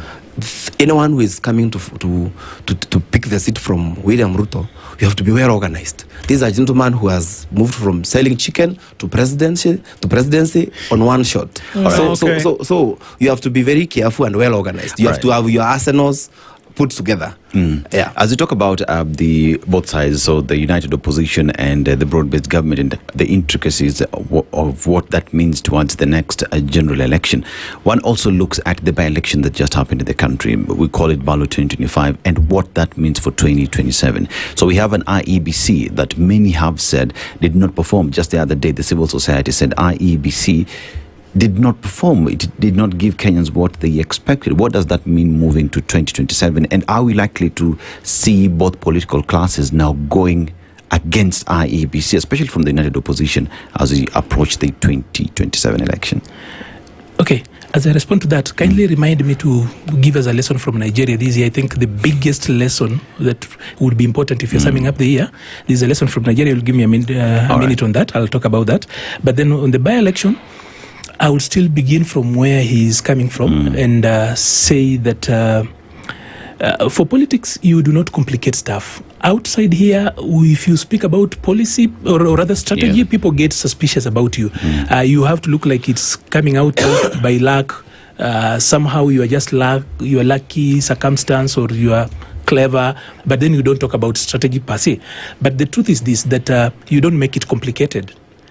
Like I have told you, if you were to go to Luo Nyanza today, specifically because whereas the president last year had actually ensured that, because largely we've been voting around tribes, that is one thing we never want to talk about, but that's the truth. We do elections are largely tribal census. The president had actually created 2 new tribes that didn't exist before: the working class. They are fast forgetting, actually. The working class had become a proper and serious at voting as a tribe. And the second one was Gen Zs. Somehow they are dissolving. If you look at the just war theory, you realize that literally the people we lost in 2024 and those we lost in 2025 almost died in vain, because everything they fought against has been undone. And we are proceeding like nothing happened. That's the truth, including the finance bill that they went to the streets and went to parliament for. The administration of the day worked backwards and did away with it. So whatever way you look at it, men should not be dying in vain. You don't take men a good general shouldn't take men to die in vain. On IEBC not having performed, I'm one person with very low confidence when it comes to this particular IBC. Because over the years, of course, the Kenyan political ecosystem has ensured that we no longer attract talent to IBC. But IBC, the management is good. They know how to do elections. We've not changed the elections. Those guys are ready to do elections any day. But since it's a quoret that it's not fully constituted unless it has got commissioners, I'm talking about the commissioner bit of it. Okay. If we were to be fair. So you mean the secretariat is doing well? Competently for what the laws we've given them. The secretariat is good any day to go. Those guys know how to run elections. Look at 2022. If you were to look at 2022, they handled elections very well. But now, the by-election, we had 22 seats. 24 fully, but then 2 of them were non-contest. Right. So even if you were to go with 24, that is 1.2% of what a general election would be, because a general election is 1,882 positions. We only had 24. And that is 1.27%. Out of that, from just my own media monitoring, I saw that 10 out of 24 had serious incidents of violence. That is 41%. And I have said this before, that if 21% of polling stations or centers in a general election were to go up in flames like what we saw, IBC, of course, argues that there were only 6. But from if that there were any at all should be the case that IBC should be pushing. But even if it is 6, that takes it to about 33%. We can go with that argument and say that it's 6 and therefore 33%. If 33% of this country goes up in fire during an election, there is no combined military or security agencies that can actually bring back the country back to sanity. So for me, IBC failed. If it's anything on that, they totally failed. Second thing that IBC for me failed spectacularly is public communication. I saw the chairman and I saw commissioner who was in Coast. The statements they were making, they were giving their own opinions. And you know, the biggest problem with our election is normally deficit, trust deficit. Yes. So some nuances, some pronouncements that they did, I think the commissioners need a serious retraining in public communication, and we need to remind them that as an EMB, the electoral management body, they are not given to their own opinions and how they actually go about. I would have quoted some of those things.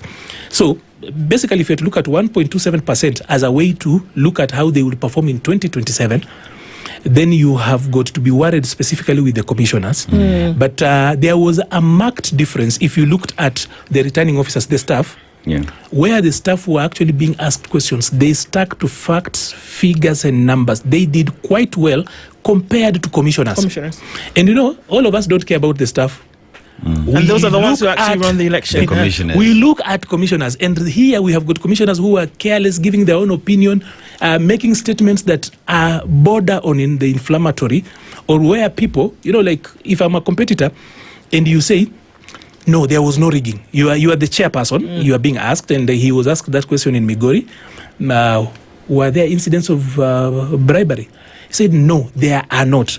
Remember, if I have got a complaint, I have to go to the chair.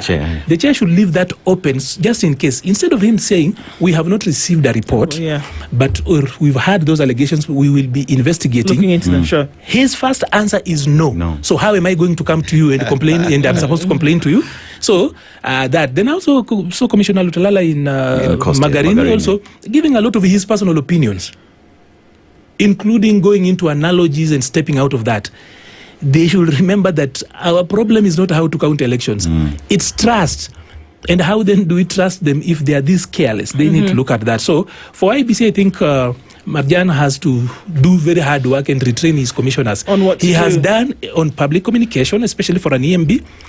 The work he has done with his ROs and the others, I'm so surprised if they are trained or not. But I think returning officers and IBC staff that were actually asked spoke rather well. You will not have a problem with them. But for commissioners, go back and review what they did. What they did. I would be worried. Bosco, let me come to you, and we're talking about trust, and I want to get back to that because looking at the year where a number of things actually didn't happen that was supposed to, and can you, and it's clearly simple here, that can Kenyans actually trust that things will look better coming into the next electoral period, which we're getting into fast and hard right after the new year, I'm sure. If we look at the things that we see, bottom up, that's been flung out the window. That never really happened. It's gone. If we're looking at free and fair elections, if we're looking at the rule of law being upheld, I mean, just a couple of weeks ago, I said in this room that it didn't matter that a judge of the court called again DCI boss Amin and Douglas Kanja to appear on the 16th of December to explain what happened to Bijiwe. They didn't show up. Rule of law. Can Kenyans get to the place whereby they will trust? If all of these are happening in the same ecosystem, can Kenyans then trust that the developed world is where Kenya will make an entrance into? Thank you very much. As I answer that, allow me to combine that with what my brother has talked about IBC, and also look at it, and I say, world over, it is a role of the opposition to push for numbers, to push for voter registration. I'm worried when I see the current opposition aiming to topple the current president, where they are not even doing genuine oversight to IBC, pushing IBC. IBC has a very robust, has a very ambitious 6.3 million voters. But why? What is the opposition doing to push IBC into telling IBC, look, you need to go and look for these voters, or rather new registered voters. IBC needs to be told their job? No, I'm just saying they don't need to be told their job, but it's the work of leaders to do oversight, the members of parliament, be it in government or opposition. They need to push the IBC. And by the way, we give credit to IBC in the by-elections. For me, I saw their creativity in Baringo. When the floods happened, they quickly moved to new places. We have seen the new features they have introduced. Bosco, this is their job. Bosco, I'm sorry. I need to make a clarification between what you would encourage somebody to do and what they are supposed to do, what they're being paid to do. I'm not saying they are not doing what they are paid to do. I'm just saying they are more creative this time. I'm just giving them credit. You know, sometimes you can push people all the time looking at the mistakes, and while you want to have the citizens to have confidence in IBC, you know, sometimes we fight some of these institutions so much, assuming you are the one who is the chair of the IBC. Would you want people to encourage you or to beat you up? So what I'm saying is, moving into the future, IBC needs to be more proactive. Let them go to the colleges, to the social media, where these voters are. When they have brought a lot of good creativity, saying voters can vote one day before the election. I think some of these things would really help. But as we are saying that, I agree with her that we need to have institutions well strengthened, well funded, and change of mindset. Even sometimes for us as Kenyans, violence is violence. In a by-election, if violence happens from a government MP or from the opposition, if it's JB Moturi slapping a voter or Keruga Keduka wearing yellow, violence is violence. Code of conduct of IBC needs to be followed when addressing these issues in elections, in by-elections. Those are the things we need to focus moving into the future, because if we don't arrest that, we saw IBC giving fines to members of parliament who had issues on the western side. That was good, but that is not enough. IEBC need to arrest violence by use of institutions like NCIC, DCI and all that as early. There are things called early warning signs, as early as speeches. Hate speech. Hate speech is what contributes to violence in the end. So these are the things that we need to look at in the end so that we be able to have a credible, verifiable, peaceful country as we move forward. I need you to answer that trust question. Yes. The trust question? The question I asked at the beginning is that has it been created a space where Kenyans can trust the process of new things that are being brought in? It may not be 100% that, Rome was not built in one day. We could be having challenges. However, some of the things I just mentioned are the things that are going to propel this country into a peaceful country, into trusting our institutions. Because when I say about institutions being funded, about talking about IEBC being more creative on looking into areas, I've talked about voting one day before the elections. Those are some of the things I'm talking about. Voter bribery, for example. These are things that have been happening world over, even in this country, even in these by-elections. But let me clarify something. Voter bribery, violence, those are things that are external within, for example, in an election. Because like in this by-election, the voting, both rooms were relatively peaceful. So IEBC, as you said, the management of elections by IEBC, the staff, they did their job and they did it very well. So moving into the future, they need to be more proactive and do what they need to do. But as I say that, when it comes to the results of the election, people can complain about voter bribery, this and that. Gachagua went to Mbeere North saying there are kiosks which were bigger. He opened some, and later on he said we are unable to close these kiosks. Those are the things that contributed maybe to outcome of the elections. Elections does not have number two, and even if you score using a hand, even if you pronounce it, and the referee does not pronounce a handball, it has won. Yeah. So moving into the future, from what you have seen from by-elections, let the opposition be more organized. Otherwise, they're going to lose the election. Maliba, as you talk about the greatest lesson that you've received from Nigeria, do you think generally that Kenyans are able to trust the government, the agencies that are there, to be able to steer the country moving forward? Importantly to state is that Kenya as a country is where it is today, not largely because of any deliberate policy action by the political leadership of the day. It's just that we are a resilient people. We have fought our way to where we are today. But a lot of times, government actually does the opposite to ensure that we don't go so far. There is always a push to bring us down, because look at the policies. Today, all our pay slips have actually been raided. From January, NSSF goes higher, and all of us are now being told tumetoka bottom up, tumeenda Singapore, and we have forgotten. So no one is asking that. So how do you trust the devil? It's not easy. You cannot trust the devil. The government has always actually exemplified that. And that takes me to Nigeria. It's something that I had spoken of. I never thought that it would actually come so apparent. When it comes to corruption, Nigeria and Kenya, there is nothing to learn. Kenyans cannot learn anything from Nigeria when it comes to corruption. Ordinarily, that is what it would look like, because literally we are peers. When it comes to the bad manners of corruption. We are the giants of Africa when it comes to the bad manners of corruption. But I think as the year ended, something happened that all of us should learn from. Corruption in the public sector is not possible if not aided by the private sector. It is the private sector that creates the strategies, the avenues to drain the public sector. So there was a fight between Africa's richest man and Nigeria's biggest taxpayer, Aliko Dangote, and the CEO of the Nigerian Midstream and Downstream Petroleum Regulatory Authority, a guy called Farouk Ahmed. Dangote was arguing and has actually been pushing the idea that Farouk should stop licensing more people to import what they refer to as cheaper petroleum products into the country, and then the other 3 or 4 state refineries can also be rehabilitated or sold to other people, and allow him instead of actually bringing oil from elsewhere. But of course, initially, Farouk said that Dangote's oil was full of sulfur. It was tested and found that it was a lie. He went on to say that it's not good to have a monopoly when it comes to energy. Of course, Nigeria has had an issue where people are running around with jerrycans. That is Africa's leading oil producer, but people are running around with jerrycans.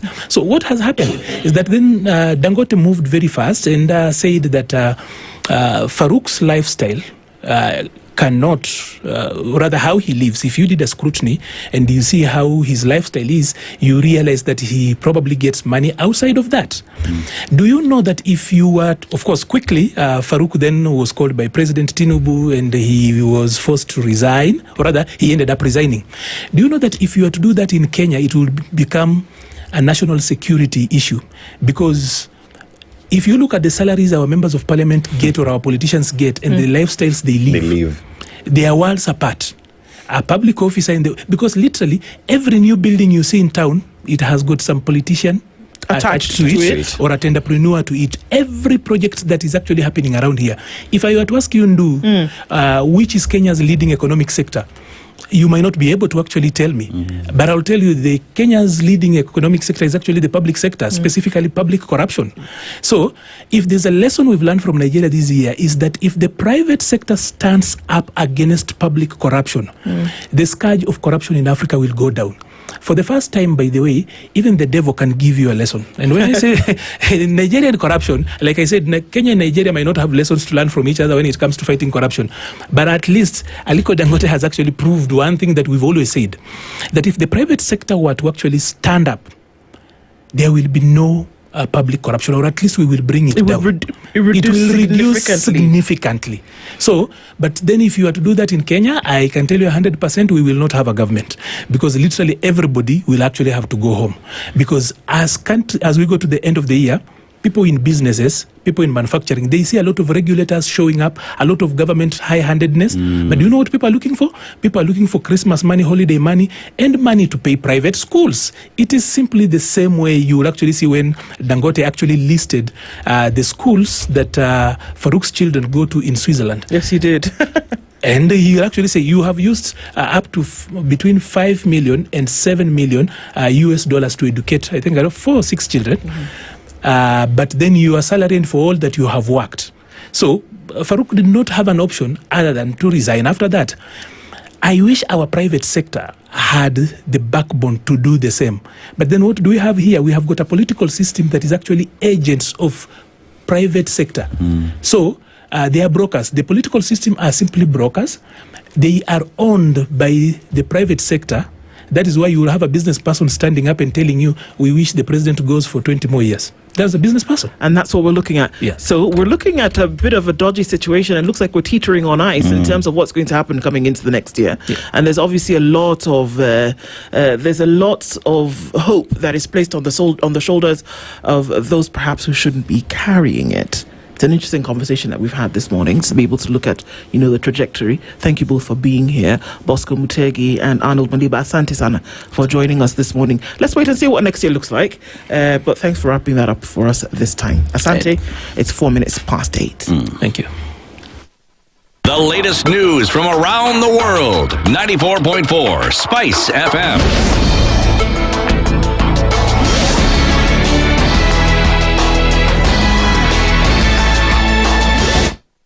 Good morning. This is the Newswire. I'm Edwin Lisamira.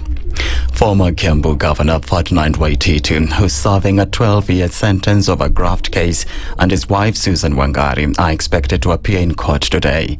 On Wednesday, Justice Nixon Sifuna of the Milimani Anti-Corruption High Court directed the couple to appear in court without fail. This after the couple skipped for the second time the delivery of judgment in a case seeking forfeiture of their properties worth over 1.9 billion shillings allegedly acquired corruptly. The judge said the judgment will be delivered at 10 a.m. The ESCC is seeking orders to recover a range of assets including 18 parcels of land in Nairobi CBD, Runda, Lakisama and Kayole, allegedly owned by Waititu and his wife. Deputy Inspector General of Police Eliud Lagat has warned politicians and people inciting and financing the recent fighting between the Maasai and Kipsigis communities in Angata Barikoi, Narok County. The clashes have left several people dead and property destroyed, including the torching of homes. Lagat called on the Maasai and Kipsigis to coexist peacefully and for socio-economic activities to resume in the area, especially during this festive season. Speaking at the Ngong Traffic Police Training Headquarters, where he held a meeting with police commanders from all over the country, Lagat also urged Kenyans to observe traffic rules this festive season. We want to ask them to cooperate and to stick to the rules pertaining the traffic, especially areas towards Rift Valley, Kimende, Lari, Sokomjinga, Salga, Kilgil, Timborwa. Likewise, going to Mombasa. The High Court in Nairobi has lifted the ban imposed on Mary Stopes advertisements on safe abortion and quashed a directive by the Kenya Medical Practitioners and Dentists Council ordering the facility to transfer all its post-abortion patients to the other hospitals. Justice Chacha Mwita said both the Kenya Film Classification Board and KMPDC had conferred upon themselves powers they do not have. The judge ruled that the mandate of the board relates strictly to films and not advertisements, while KMPDC can only regulate medical practitioners and not medical institutions. The Network for Adolescents and Youth of Africa lobby group argued that it was illogical for Kenya, where unsafe abortion is the third leading cause of maternal mortality affecting adolescent girls, to ban centers that offer safe reproductive health services. KFCB and KMPDC, on the other hand, argued that their actions were aimed at protecting Kenyan children. At least 230 lives were lost this year to road accidents in Embu, Tharaka Nithi and Meru counties as of October the 31st, according to figures from the National Road Safety Authority. Speaking when he released the figures during a road safety awareness campaign in Embu County, NTSA Embu branch manager Regan Muriithi urged Kenyans to be extra careful on the road this festive season. Gift that you can only give your people ni kufika ukiwa salama. Na tumekubaliana nao madereva kwamba gift ile watapea abiria wao ni kuwasafirisha wakiwa salama. Tumeanza tayari misako barabarani tukishirikiana pamoja na polisi. Tuna target mambo ambayo yanaleta ajali za barabara. Na mojawapo ni speed. Tunaangalia speed, tuko na vituo barabarani za kupima speed, na wale wanapatikana wakiendesha gari zaidi ya mwendo ambao unatakikana wanapelekwa kotini. The Australian government has announced a gun buyback scheme in the wake of the Bondi Beach attack, its dateless mass shooting in decades. The scheme is the largest since the Port Arthur massacre in 1996, which left 35 people dead and prompted Australia to introduce world-leading gun control measures. 15 people were killed and dozens injured on Sunday when two gunmen believed to have been motivated by Islamic State ideology opened fire on a Jewish festival at the country's most iconic beach. Police allege the attack, which they've declared a terrorist incident, was committed by a father-son duo.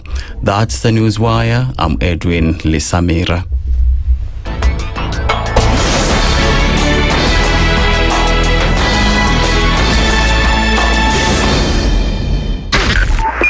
.5 Spice FM, Kisumu. Mature, intelligent talk every morning. Spice up yourself.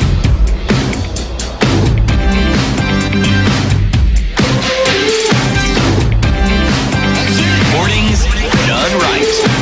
94.4 Spice FM, Nairobi. All right, here we are getting in at 10 minutes after 8 o'clock, and we continue with conversations this morning. And it's no better time to remind you that your streaming doesn't have to stop. It does not. If it does stop, blame yourself. Okay. If you miss on opportunities, you blame yourself. But we're here to tell you that you have an opportunity for you to be part of these conversations, for you to be in these rooms, for you to enjoy these moments. Because remember, if someone is, assuming you are living outside the country and your baby is just making the first steps, you want to be part of that process. You want a provider that will enable that to happen. And Airtel is here telling you that you can make all these moments a reality at an affordable price. And you're talking about 19 shillings, 1 hour. 45 shillings, 3 hours. You can get this by dialing *544# or go to your My Airtel app that you can download on Play Store or on App Store, or walk to the nearest Airtel shop and cop yourself what? The Airtel SIM card. All right. But remember, what we've just talked about is the fear of missing out. What is your story? Tell us what your story is. If it convinces us, 3,000 shillings, courtesy of Airtel, is yours. So get talking, get texting, and get winning. Kumbuka, don't miss those opportunities and moments. Okay. Because once imeenda.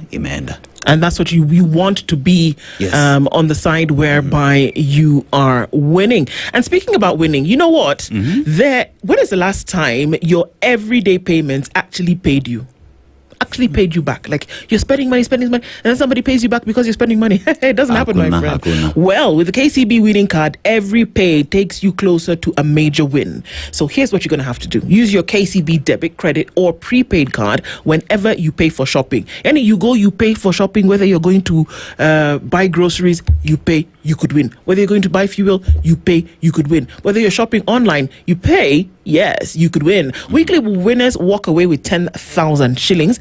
Monthly winners walk away with 100,000 shillings.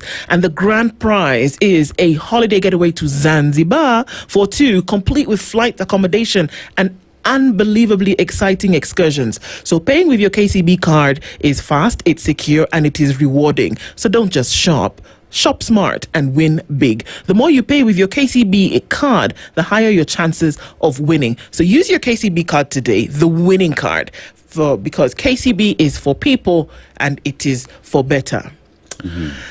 Sasa wewe, you want to spend. Tulikuwa tumekubali. Yes. That's ile Christmas gift yangu.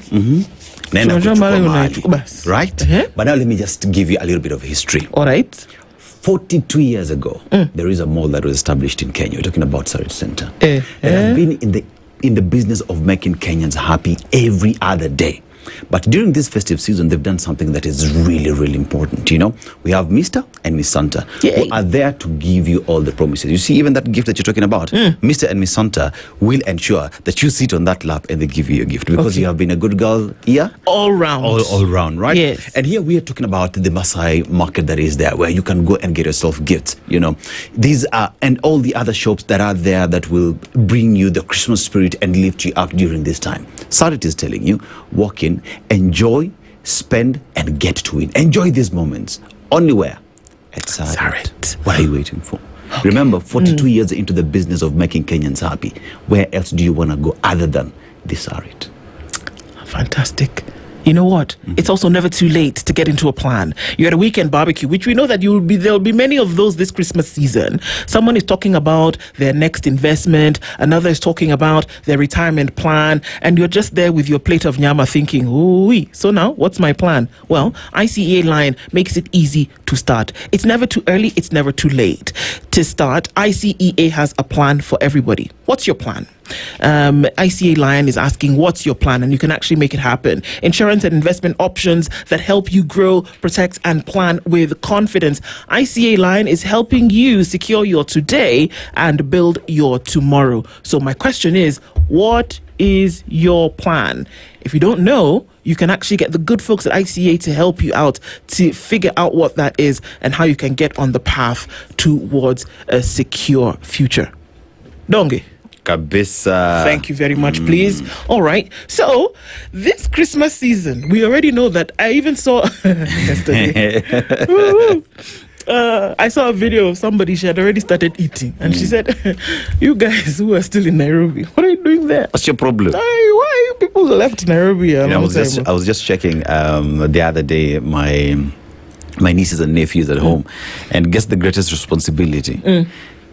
Chungeni hawa kuku. Because not one can be left. Watu wako kazi. If there's anything that people will be doing this season at whatever level is eating. Yes. And our Healthy Friday conversation today is it possible to have sherehe without just filling the stomach and going into a food coma? Agnes Itati is a nutritionist and she joins us this morning on a Healthy Friday conversation. Good morning. Good morning. How are you doing?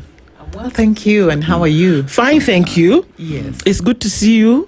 Thank you for being here, because now you're the food police who is coming to tell us that this Christmas season, eat at least one vegetable or things like that. We'll get into that conversation because it's an important one that we rarely think about, especially during the festivities. But before we do that, Dennis is going to share a proverb with you. We'd love to get your interpretation of it.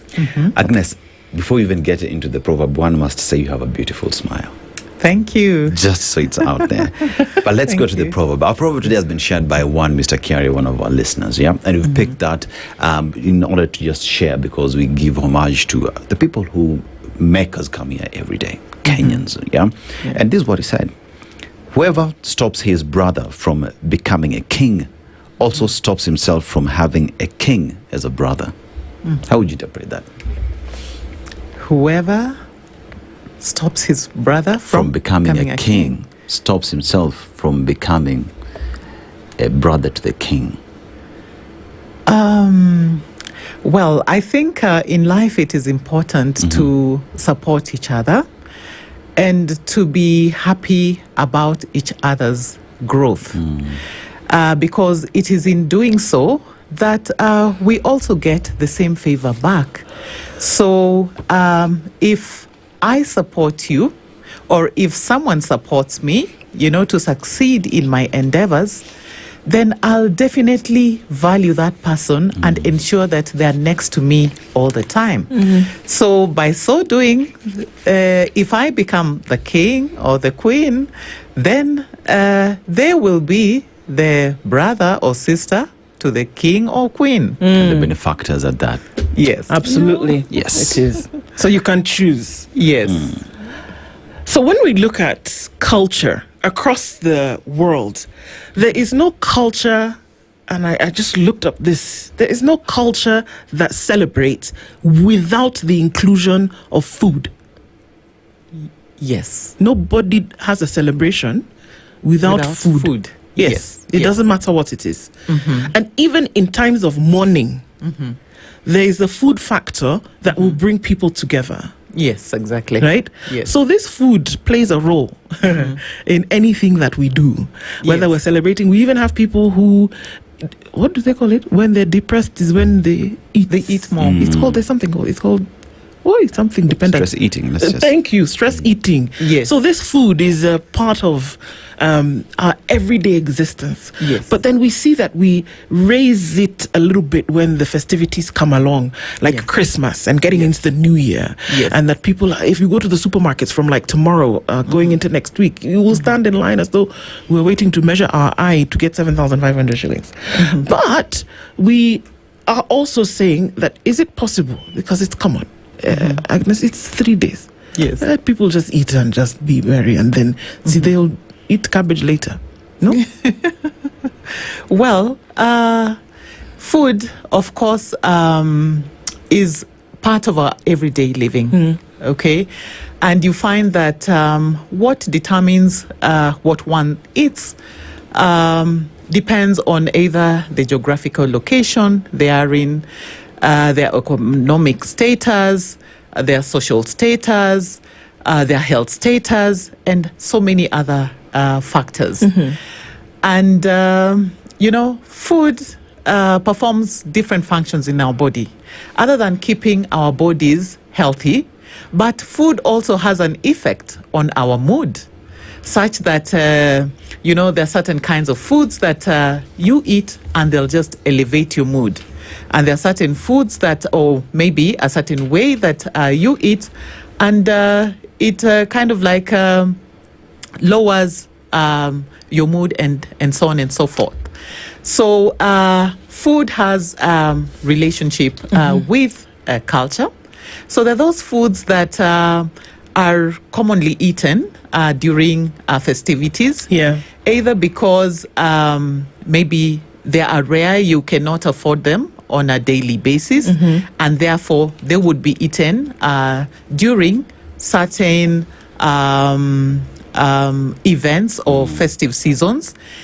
And also there are foods that probably are prepared in a certain way that if they're eaten on a daily basis, they would lead to unhealthy outcomes. Okay. So it is allowed if you eat them occasionally as opposed to eating them on a daily basis.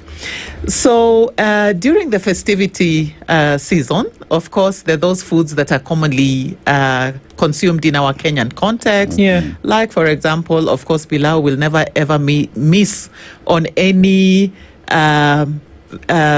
event or festive menu. Chapatis will not. Yes. Lots of nyama will not miss, chicken, fish, and what have you. And of course, the sweets like the cakes and so on and so forth.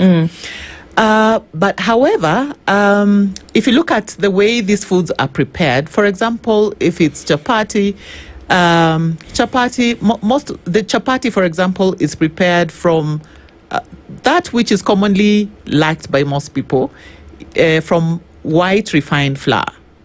Okay. And to make the chapati soft and tasty, you have to use a lot of oil. Okay. Now, what are the implications of taking excess oil, refined grains, and so on and so forth? Okay. Of course, they have an impact on the metabolic, the body's metabolism, such that you add more fat to your body. Yeah, when we eat a lot of refined carbohydrates, the excess is converted into fat. When we eat excess fat, the excess is converted to fat, is stored as fat. And also when we eat excess protein, like the nyama, the excess is converted into fat. Okay, so we really need to be careful about how much we eat, especially during the festive season. Now, there are ways to ensuring that you have healthy treats during the festive season. You can have your chapatis. We're not saying that don't eat your chapatis. You can have your chapatis, but for example, instead of using refined white flour, you can use whole wheat or wholemeal wheat flour. Okay. And most of the time we use a lot of oil. We rub in oil to make the chapatis soft. Now, one way of softening chapatis that most people don't know is you can add yogurt to the flour to soften the chapatis instead of adding excess fat or excess oil.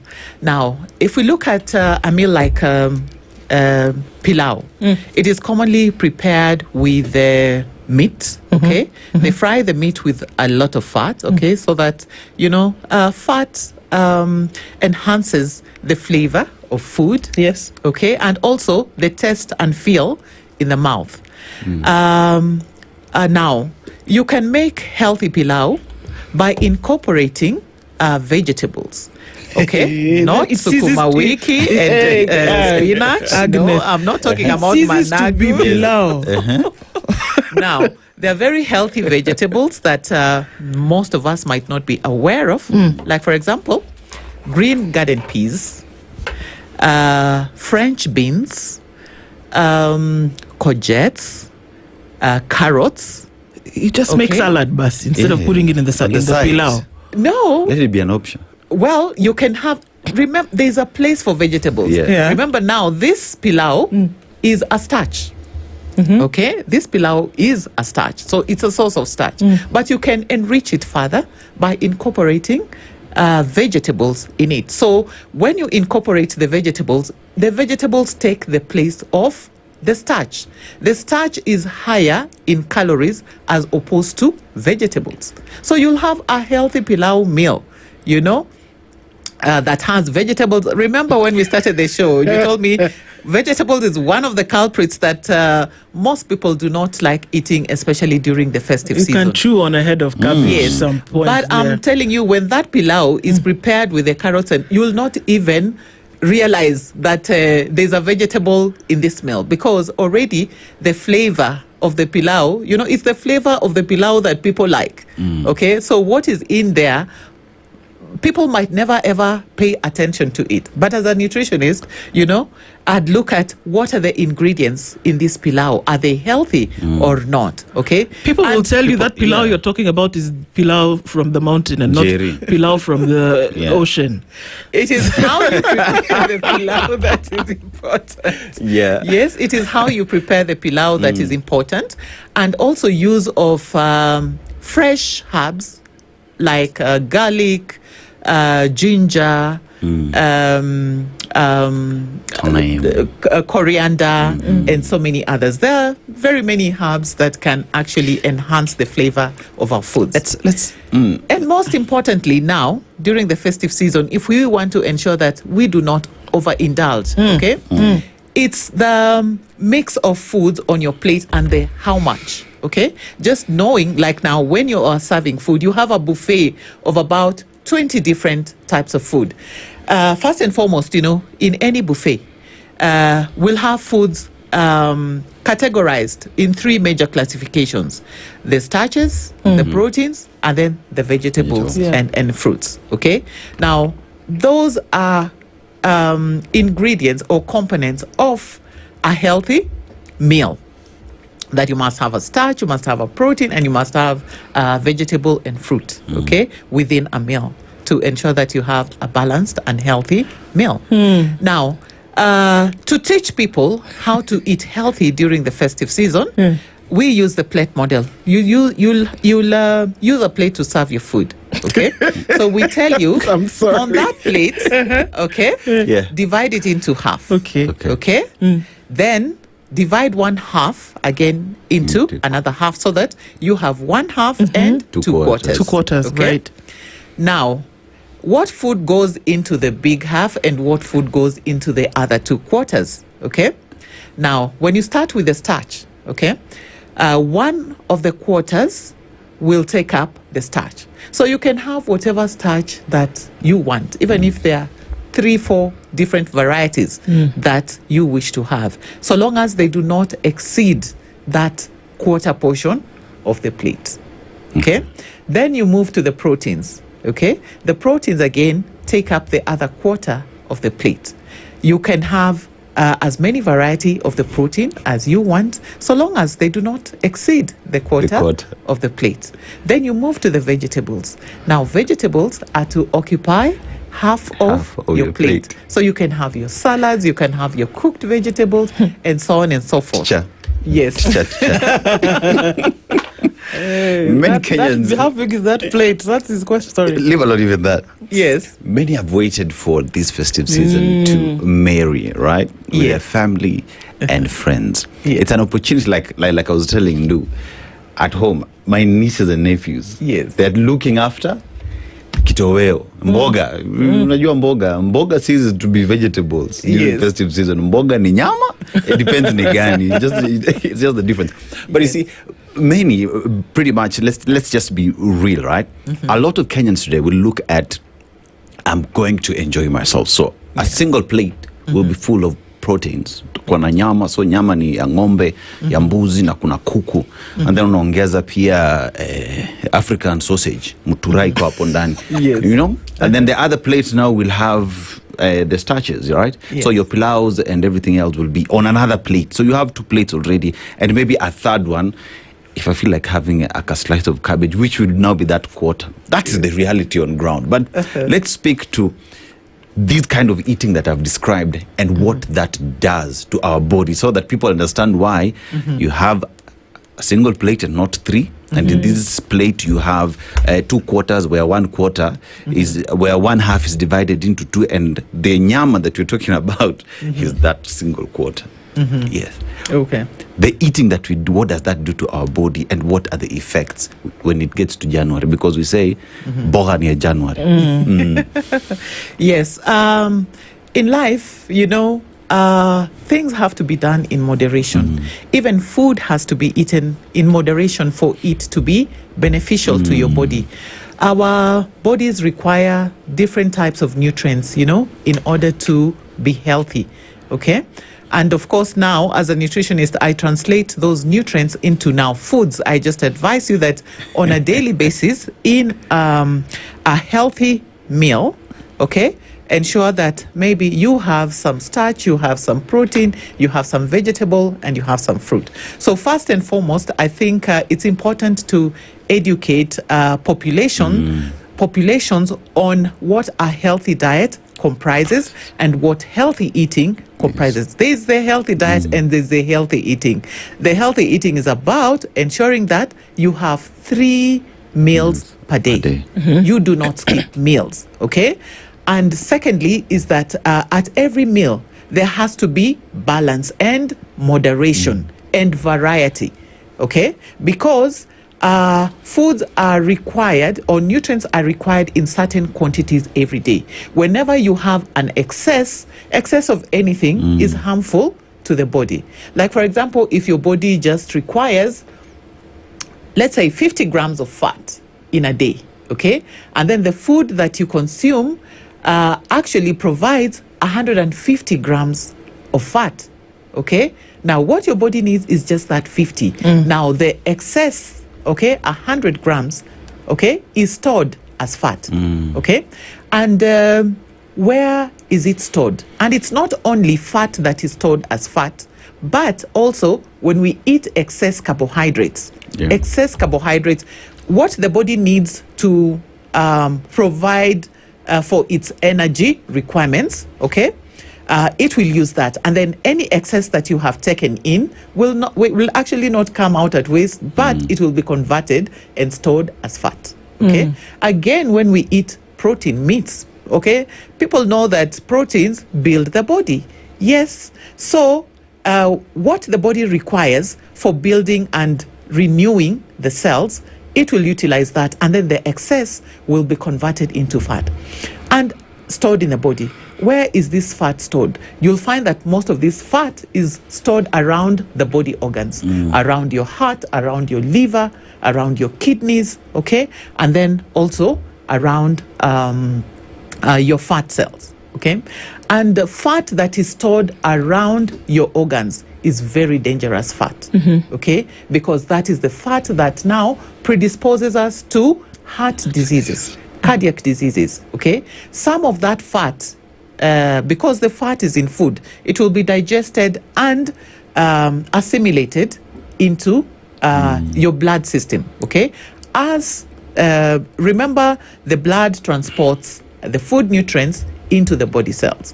So as some of that fat is in the blood being transported, some of it gets deposited inside your arteries, okay, inside your veins, okay? So once that fat is deposited into your arteries, okay, your arteries start narrowing down, okay? They start narrowing down. Then what does that do? It increases your blood pressure. So you get conditions like hypertension, okay? Now, some of these fats that we consume are not healthy. They are high in cholesterol, okay? Also, when cholesterol is consumed in high amounts, and also our body synthesizes or produces cholesterol. So when we take cholesterol in excess amounts, again, that cholesterol is deposited inside your blood vessels, okay? And some of that cholesterol or fat can dislodge, and once it goes through a narrow section of your blood vessels, it will block or clog, and then what does that result to? Strokes. You have heard about people getting strokes, you know? So if it happens, it goes to the brain, it's a stroke, goes to the heart, it's a heart attack. Yeah, exactly. Okay. Yes. Okay. So excesses are not good. I hear you. Yes, excesses are not good. So can there be a healthy balance that can be played between then what you should be intaking and then the almost pressure of the festivities? Yes. We can also take a healthy, balanced diet during the festive season. Of course, during the festive, it is completely impossible to ensure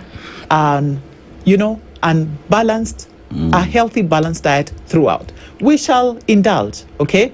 But, if it is occasional, like 2 to 3 days in a year, or maybe during a certain season, then it might not be as dangerous as indulging on a daily basis. Okay, so during the festive season, because maybe it is 2 or 3 days, yes, we allow for that indulgence or overindulgence, but it's important to be aware about what a healthy diet is and what the consequences of that indulgence over a long period of time can result to. Okay. Daktari, Yes. Sorry. Unajua kuna swali Linda ameuliza hapa. Yes. During this festive season, people will indulge, like you rightfully said. Yes. And a lot of it would see a lot of mixing of food. Yes. From a nutritional point. Yes. She says, let me just read. By the way, we are not supposed to mix proteins per meal. You go to a buffet, you don't serve meat, fish, and chicken. Mm-hmm. That will happen a lot. Mm-hmm. Is it advisable to mix red meat, white meat? If it is during an event, there's absolutely no reason why you should not mix. Okay. Yeah. What are her reasons for believing that? Okay. Because from a nutritional point of view, what I am concerned as a nutritionist is the portion, okay, and how that food has been prepared. Yes, so if you are in a buffet, there's fish, there's chicken, and there is beef, okay? I can take one piece of beef or 2 pieces of beef. I can take 1 drumstick of chicken, okay? And there was fish, chicken, and what? Yes. A drumstick of chicken. I can have a small piece of fish, and I can have 2 pieces of meat, and I can even add some lentils. Yes. To so my her plate, question so long is, as they do not go beyond the quarter portion. Okay. So because she's asking, is that not too much protein? But I guess from that answer, that so long as it's not filling up more than a quarter of the plate, then it's fine. Yes, even if there are various kinds of protein. Exactly. Okay. Yes. But it is important to get advice on what your daily maybe protein portion should be like. Okay. Yes. What is during a festive season, we even I cannot tell you that during the festive season I also just eat the recommended 6 pieces of meat.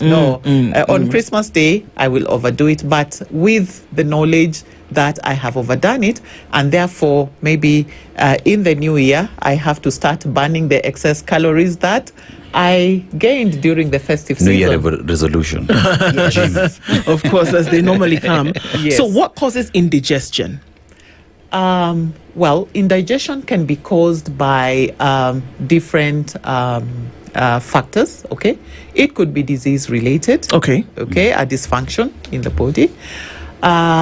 Also, when we take in foods that are not well cooked, okay, not well prepared, okay, it could be a dysfunction of even maybe these digestive enzymes. Okay, you could be lacking some digestive enzymes. Okay, or they could maybe a dysfunction and so on and so forth. So it's not from eating too much food. Well, at times also when we eat too much food, okay, and overwhelm our body, maybe the body is not able to respond by producing adequate amount of enzymes to digest that food. Okay, of course, so it can also lead to indigestion.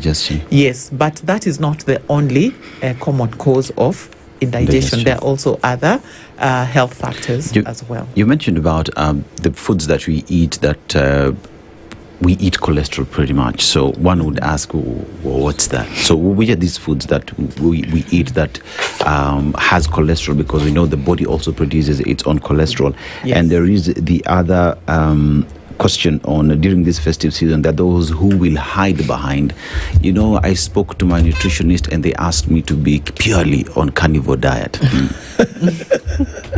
So just break it down. Carnivore diet, what does that mean? Because someone will overindulge simply because it's carnivore diet and this is what I'm having because I want to bulk up and all these good things.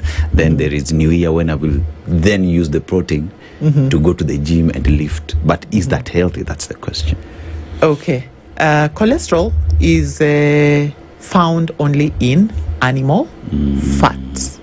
So we shall not get cholesterol in plant foods or even plant oils. So cholesterol is found in animal fat, and our body also synthesizes cholesterol. So that means if so you when eat we more, eat fatty meats, okay, and that's why we would recommend lean options or lean meats during the festive season. Like if you're eating chicken, remove the fat. And the advantage of that is that fat is very high in calories, okay? Like for example, 1 gram of fat would produce twice the amount of energy a gram of protein or carbohydrate would give you. Yeah, so fat is very high in calories, and that is why all the time we are very conscious and cautious about your fat intake. We'll tell you, take in lean meats, use little oil in preparing your foods, go for healthy cooking oils, and so on and so forth. So by just eating lean meat, ensuring that we trim off excess fat before we prepare, and also using cooking methods like roasting. Okay, roasting helps to reduce the fat content as well. Okay. So is there anything like the carnivore diet? Well, the carnivore diet, I would imagine, is eating lots of meat, isn't it? Lots and lots of meat. So you'll find that there are people who go on a high protein diet to lose weight. Like they will eat the meat, okay, and maybe leave out any carbohydrates. And so on and so forth. That is very unhealthy, because the body does not only require protein to sustain itself and to support, its metabolic activities. Yeah, the body will require some carbohydrate. It will require just enough protein for its functions, and fat as well. So which are those healthy carbohydrates that are not going to, how they say, a minute in the lips, a lifetime on the hips. So which are those healthy carbohydrates that they're not going, the ones with the unrefined that you spoke about? Yes, the whole meal. Okay. Yes, anything whole meal. If it's maize, wheat, all the grains should be whole meal. Okay. Because the whole meal have the fiber. Okay. All right. And then they are slowly converted into energy. Okay. So they sustain your energy levels over a long period of time, as opposed to the refined ones that are quickly converted into energy and will only give you like maybe very short very short spurts of energy. Okay, so they make you feel hungry much faster. So the whole grain carbohydrates, and then also roots and tubers are very high in fiber. Like for example, sweet potatoes, matoke, cassavas, yes, nduma, and so on and so forth. So for a healthy breakfast, actually, if you just make this swap, instead of bread, have a piece of nduma or sweet potato. I'm telling you, it will keep you the whole full. day. Yes, through until the next meal. Yes, right. up to lunch. Remember, also, in order to be healthy and keep off excess weight, do not miss meals. Have your breakfast, have your lunch, have your dinner. Missing meals does not necessarily help you lose weight. If anything, it makes you gain weight, because you end up with hunger pangs, and whatever it is that you will grab in front of you, will store. Probably on your way home, you will buy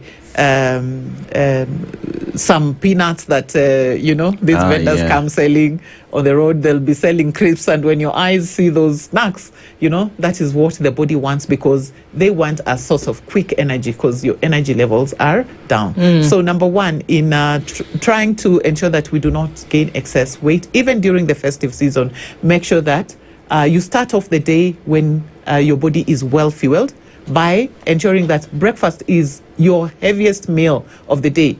Now, in African societies, our food pyramid is upside down, where breakfast, we do not eat breakfast, we miss breakfast. Many people will tell you, me, I'm not a breakfast person. Yeah, I cannot eat Early in the morning. I cannot eat early morning. Okay, so they start eating like lunch hour, and then the best meal, main event. Yes, the main meal is dinner. And you can imagine you eat a whole big dinner and you go to sleep. Does your body require that amount of energy? So it will store.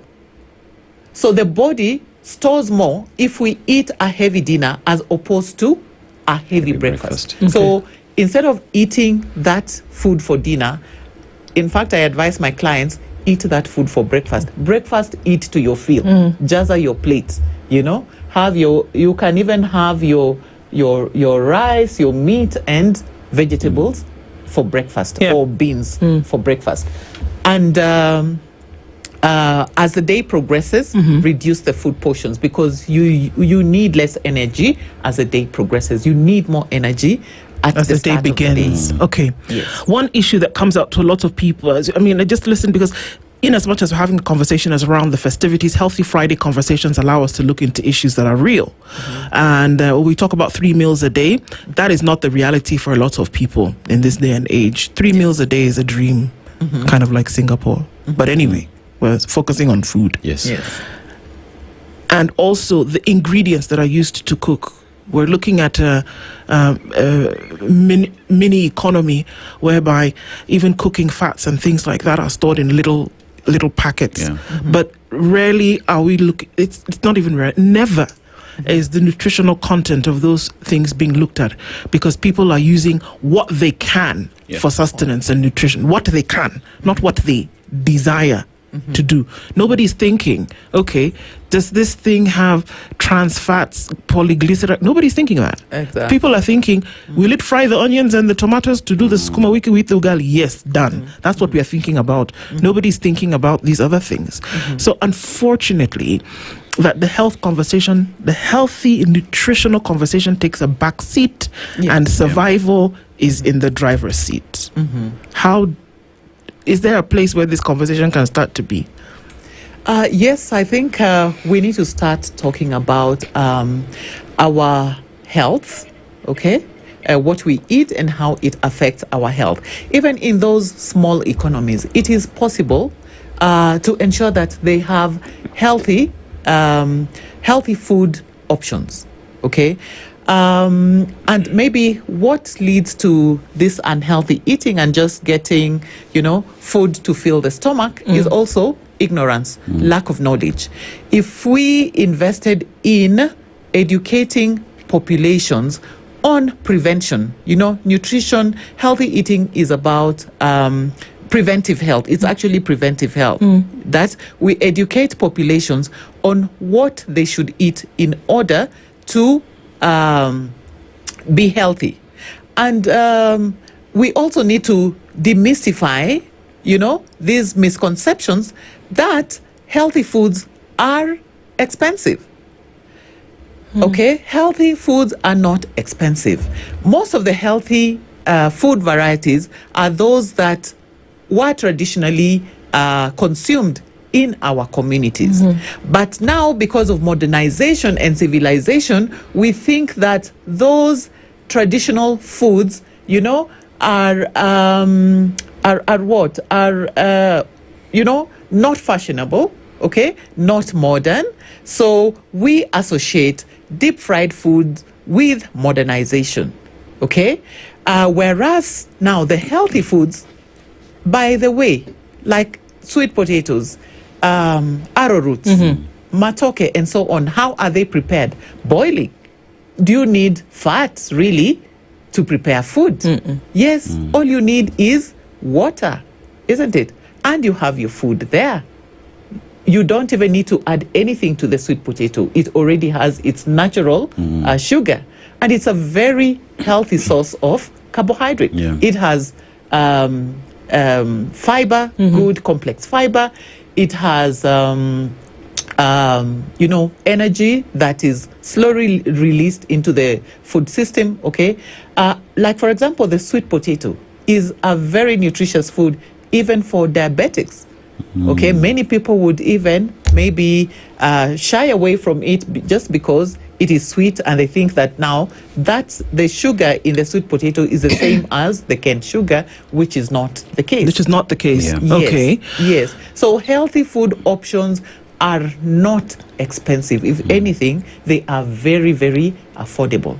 You find that now the West is embracing organically grown foods that are being imported from Africa, and yet now we are going for the westernized foods that are deep fried. You go to the slums in Kibera, what you will find cooked as street foods, deep fried mandazis, Chippies. Yes, chips and so on and so forth. Honestly, oil is expensive. It is not cheap.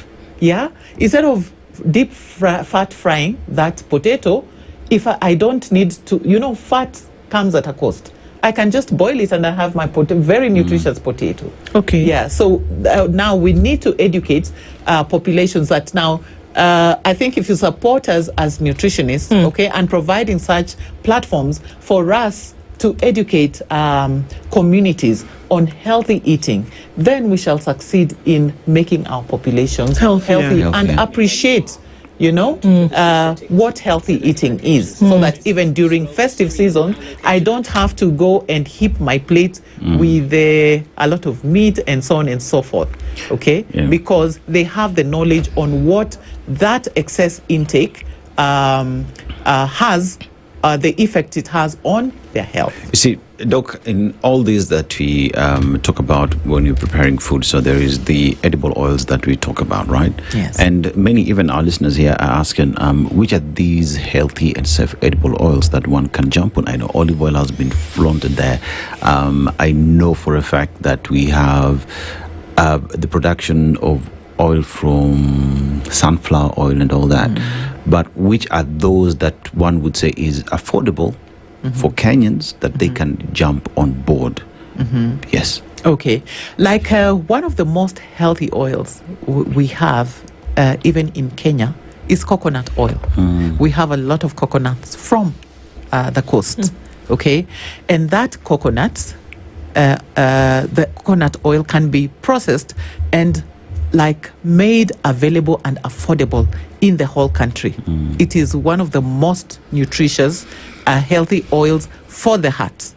Okay, even for patients who need to, sick persons who have malabsorption and you want them to add weight. Okay, coconut oil is the most recommended. Okay, and it is locally available, so we can make it affordable for the larger population. Okay. Other healthy options like olive oil. Of course, we do not grow olives, so definitely it will be very expensive. Okay. And then other vegetable oils that are healthy are sunflower. And I have seen an initiative to promote sunflower farming currently in our country, especially in the western region, which is a good initiative that the government is has identified that is one of the healthy edible oils, and the government is promoting its production. Okay. So in our country, what is locally available, I would say sunflower, okay, coconut, groundnut oil, okay, is also healthy, simsim oil. So we can eat groundnuts, okay. We can also we can eat groundnuts as whole groundnuts just to get the oil from it. Of course, if it is processed, it becomes more expensive. So one way of ensuring that you take in the healthy oils, you can take them, you can actually take the natural form, like eating coconut. Like now, since we know that coconut oil is very healthy, I don't have to wait for the cold pressed coconut oil. It will be very expensive. So like if I ensure that I buy a coconut every day and my family has, relishes that as part of, the healthy diet, I can grate the healthy coconut oil, incorporate it in my rice or even stew, and I'll be getting the healthy fats from the coconut. So which are these because there's also a raging debate at the moment about seed oils then being bad for us. Some of the oils that you've mentioned, sunflower is a seed oil. Yes. Which are is it true? Are these some of these seed oils over time causing damage to us? Yes, we have to be cautious about the source of the vegetable oil. Okay, the source of the vegetable oil, and that is why I have singled out sunflower. Okay, also corn oil is good. Canola, I know canola is also produced in this country. It's grown and produced in this country.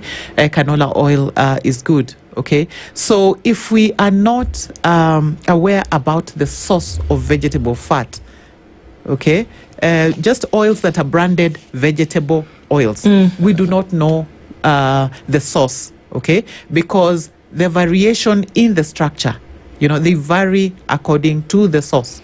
Okay, so some may actually, when consumed in large quantities and maybe frequently over time, they actually increase the bad type of fats, okay, or lipids in our bodies. Okay. Yes. So if you were to make a choice between animal fats and vegetable fats, which would you say we should use? We should use like vegetable fats from coconut, from sunflower, from maize, okay, like corn oil. We have lots of corn oil in the market. We have sunflower oil in our market. Like on the bread, if you're to use as bread spread, I would recommend peanut butter. Not butter. Yeah. Yes. Okay. Yeah, as opposed to butter. Okay. Though current research says that animal fats, when consumed in amounts that are not excess, are also beneficial to the body. Okay. Yes. So that but now the excess, how much now for a layman? Yeah. Okay. To determine now what quantities are safe for me. Now, I think that is where the challenge is. And that is why even if animal fat, some amount adequate, maybe amounts that are not excessive of animal fat can be beneficial. But again, we always emphasize that whenever you're eating any meat, okay, that has fat, trim off the excess, okay, so that now you're only left with what your body requires. When you're eating any poultry, remove the skin of the poultry before you prepare. Doc, there's the smart way how people try to beat the system, and that would be that.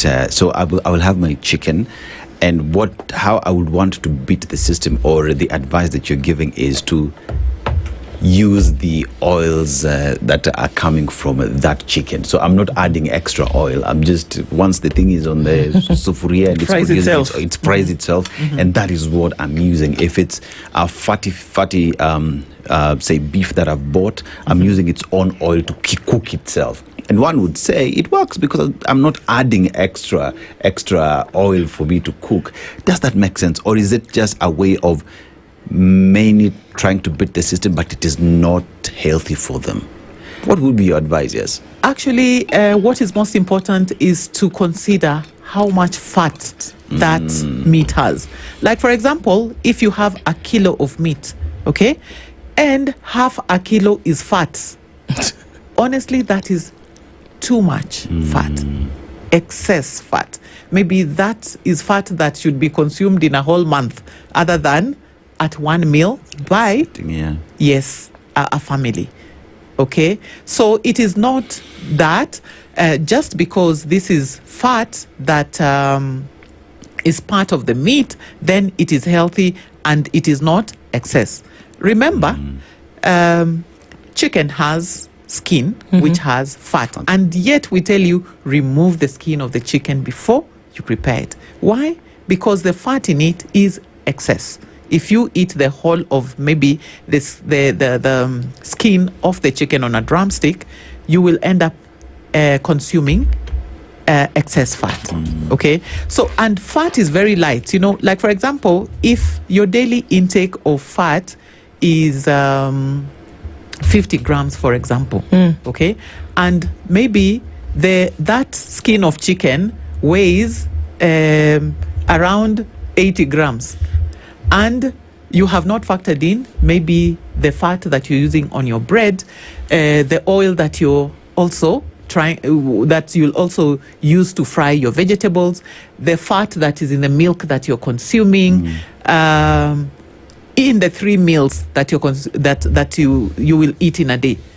Okay, so you find fat is a culprit because first and foremost it is high in calories. Right. Then secondly, like we use it to prepare almost every meal.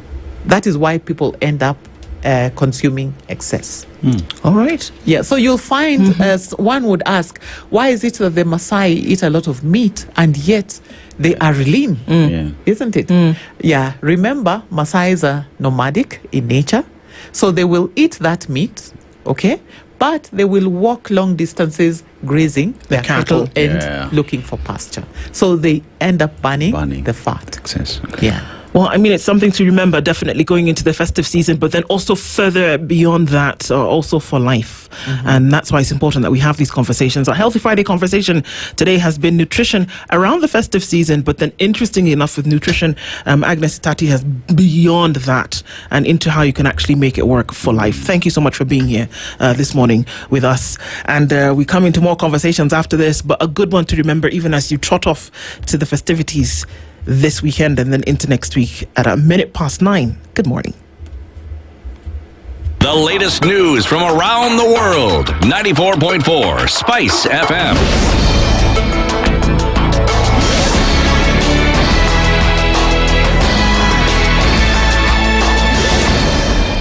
Good morning. This is the Newswire. I'm Edwin Lisamira. Students who sat the 2025 KJSEA will know their pathways today. Basic Education PS Julius Bitok said the learners will receive their school placements by sending their NEC registration number via SMS to 22263. That is 22263. The learners will have the opportunity to review their selected pathways from Tuesday next week. They are expected to report to grade 10 on January the 12th. Public support for the broad-based government has doubled since May to 44%, while opposition has declined from 68% to 48%, according to a survey by pollster TIFA. However, 68% of Kenyans feel that the country is not being run properly, while only 17% feel that Kenya is doing well. In addition, 67% of Kenyans say daily income has decreased significantly, while only 15% feel their income is increasing. The survey also shows that 44% of Kenyans feel that poor economic conditions is the main problem at the moment. Another 25% say tax hikes led to low income, even as a further 20% feel that the main problem is corruption. The Employment and Labour Relations Court on Thursday dismissed a petition challenging recent amendments to the Kenya Union of Post-Primary Education Teachers Constitution. Justice Matthews Njeri ruled that the amendments were lawfully undertaken and properly registered by the Register of Trade Unions. The petitioner, Anthony Ndegwa, was seeking court orders to invalidate the amendments approved in March, arguing that the process was unconstitutional, illegal and procedurally flawed. Justice Njeri ruled that KUPPET did not violate its own constitution, any statutory provision or any constitutional provision in amending its constitution. Jaramogi Oginga Odinga Teaching and Referral Hospital in Kisumu has reaffirmed its dedication to delivering quality health care 3 months after it was elevated to a level 6 facility and designated as a government parastatal. Acting Chief Executive Officer Joshua Ombiri said the facility has employed a number of specialists, including one neurosurgeon. At this region, we only had one neurosurgeon moving around. That was Dr. Lee. Currently, we have one neurosurgeon employed by the JOTRS, Dr. Witty, who is also playing a vital role as far as offering services are concerned. We have received two cardiothoracic surgeons from school, Dr. Dora and Dr. Sande, which are doing also good surgeries and good outcomes. And what I'm happy about, all these surgeries that we have done, we have had very remarkable good outcome. Omberi further announced that the facility's management will be transferred from Kisumu County Government to the national government by early next year. We have tagged all the assets in the facility in readiness for official handing over by the county government of Kisumu, and I think that one may happen also mid of January. So that one, as far as the HR instruments are concerned and the transition is concerned, we are giving ourselves by the end of January, all our staff will have been appointed officially to be staff of Jaramogi, bearing the letterhead of Jaramogi, and they will now officially transit from the county structure way of payment to a national structure way of payment. European Union leaders have struck a deal to give Ukraine a 90 billion euros loan after failing to agree on using frozen Russian assets. The agreement, which leaders said would meet Ukraine's military and economic needs for the next 2 years, came after more than a day of talks at a summit in Brussels. Ukrainian President Volodymyr Zelensky had urged leaders to use 200 billion euros of frozen Russian assets, but Belgium, where the vast bulk of the cash is held, demanded guarantees on sharing liability that proved too much for other countries. That's the Newswire. I'm Edwin Lisamira.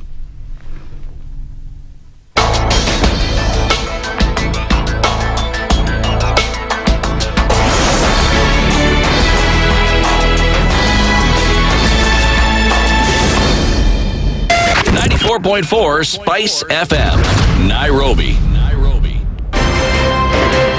If we just gloss over issues and hope that time heals, then we may find that in generations to come, we might be back at the same situation. And the whole thing is born of stolen elections. Spice. When it comes to the decisions you make, you must be independent. There's no way you can allow one institution to dictate to you how you're going to conduct your operations, how you're going to decide cases. It's a no. When you weaken the institution to the point where they cannot take action, then you realize that politicians have to come up and now start dealing with the issues. That conversation has to die. Our politicians do not like the hard stuff. We must insist on the path of doing things right, whether popular or unpopular. Money changes hands. That is a fact. If you have political goodwill at the highest top, like in Rwanda, then corruption will be an issue of the past. If you don't have political goodwill at the top, we will pass laws, we will amend laws, we will continue passing laws and re-amending laws, and nothing will happen. This is the Situation Room, the only way to start your day. One of the things that are ailing our country is negative ethnicity. You find you as a state officer, instead of thinking as a Kenyan, you think like a tribal person. Let me tell you something. The biggest problem we have had in this country is a leadership deficit. There is nothing that you are going to do in the process of change if you are not a risk taker. So you really have to pursue your vision to a logical conclusion and even be ready to step on people's toes. When it comes to the economy, you can run away with it. They say statistics are like bikinis. They reveal a lot, but they conceal the vitals. And so government people would throw statistics at you and tell you they're revealing a lot of information to you, but it's really concealing the real vitals. We need to get out of that, because when we want to grow our democracy, one basic thing that really requires to be understood by the political class, by all of us, is institutions are critical. This is the Situation Room, the only way to start your day. Mature, intelligent talk every morning. Spice up yourself. Mornings done right. 94.4 Spice FM, Nairobi. Very good morning. It's 9 minutes after 9 o'clock, and we are continuing on our conversations today, giving an opportunity for us to then say, okay, what were your interesting moments of the year? Because we're going to round it up today and look at what those interesting moments were as we got through to past 2025. Just about 11 days left in the year. So, did I do my math right? 12 days left in the year. And then just looking at what those moments were. But before that, you are telling us that if you've got a little bit of money in your pocket, you can actually remain connected for good. Yes. All right. And we talk about a little bit money. We're talking about 19 shillings where you get to enjoy 1 hour of unlimited data, as well as 45 shillings, 3 hours of unlimited data. These is all courtesy of Airtel, where Airtel is telling you for you to get these star 544 hash is what you dial, or simply go to your My Airtel app that you can download both on App Store and Play Store, as well as just walk to the nearest Airtel shop and get yourself a SIM card that will enable you to be part of these conversations. You know, where are we talking about being connected? You're being connected because this is that season where you want to be in touch with everybody that means something to you. Is it your child that is making the first steps? Is it you connecting with your loved ones who are far from you? Is it you finally sealing that deal because the year is coming to an end? Airtel is telling you by spending 19 shillings and 45 shillings, you will be part of that conversation. But remember, if you give us your story, form that instance where you missed on something very important simply because you are cut out of connectivity, tell us. And 3,000 shillings airtime, courtesy of Airtel, will be yours. Go texting, go talking to Christine, and you stand a chance to be the winner. Absolutely. And at this point, then I want to ask you what it is that you're doing when you're thinking about your plans for the future. Are you making an investment, even in an idea that, you know, my plan can actually come to being? The folks at ICEA Lion have tools that can help you do this, that you can aggregate all of this and say, okay, let's put all of this into the system. And what it brings out is that how much you need to put aside over a period of time for you to actualize or realize that goal or that target or what that plan is. And then you can also have a digital tool where you chat back and forth with the WhatsApp chat bot, which is called Leo, and you can have a conversation with him about what it is that you want to do. What are we trying to say? That we're not using the traditional old ways of getting these things done. You don't have to go sit in line forever. You don't have to find your way from one spot to the next. You can actually have this done from where you sit. And how about that powering these digital enhancements with ICA? So you can think about what's your plan. You don't have to think that it's going to be terrible for you to get through it, but there are ways that you can actually have this done. Visit icealion.co.ke.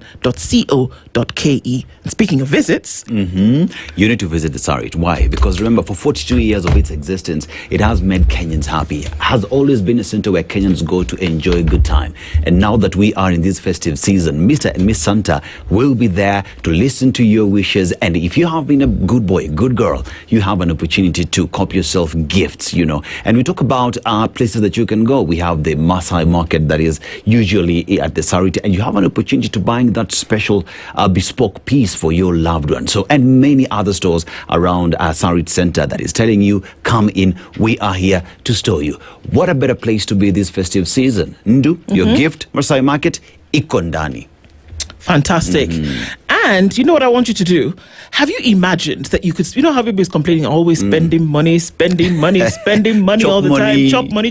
But when does it actually come back? Let me tell you when it comes back. It comes back when you use your KCB winning card. And how do you do that? Well, this is it. You can shop and you will win when you use this card. So you can spend money, but you're actually going to get something back. If you bank with KCB, pay using your KCB debit, credit, or prepaid card, and get a chance to win every time you shop. Every single time you shop, there's an opportunity for you to win when you pay. So whether you're buying groceries, whether you're fueling your car, whether you're grabbing lunch or shopping online, just pay with your KCB card and you get a chance to enter weekly, monthly, and grand prize draws. Weekly winners walk away with 10,000 shillings. Monthly winners grab 100,000 shillings. And the grand prize is a holiday getaway to Zanzibar for two, including flights, accommodation, and exciting excursions. So remember, paying with your KCB card isn't just safe and convenient. It could actually make you a winner. So the more you pay using your KCB card, the better your chances of winning. Use your KCB card today, the winning card. And remember that KCB Bank is for people and it is for better. Kabisa. All right. For people for better. For people for better. We're having a conversation this hour with you. And what are those memorable moments of 2025? What are the moments that had the most impact for you? Whether it's something that struck you or whether it's something that then wants to spur you on to thinking, no, we could do this better, or we could improve on this, or we can get rid of this thing completely. So we want to hear from you today. And let's look at 2025 through this kaleidoscope of events and see exactly what it is that it meant for you. So we're going to ask you to call in and do this for us one more go. 0732142650, 0732142652. Talk to us today. Those things that you thought and you saw them, happen before your very eyes. You were like, oh wow, well, this is it, or this is not it, So we're hearing from you this morning. We're going to do a little bit of that with some singing and some Christmas fun and cheer this hour as we get into it. You want to hear the sounds of Ashley Gogo? Ashley Gogo. You do. We'll let you into that in just a little while. But before that, we'll take your calls. What are your moments, Dennis? It has been a mixed bag of moments. Pretty much the fact that we're here today is one of those moments that I'm alive. But as I talk about being alive, I've lost very important people this year. My Aunt Agi, and Aunt Agi used to have.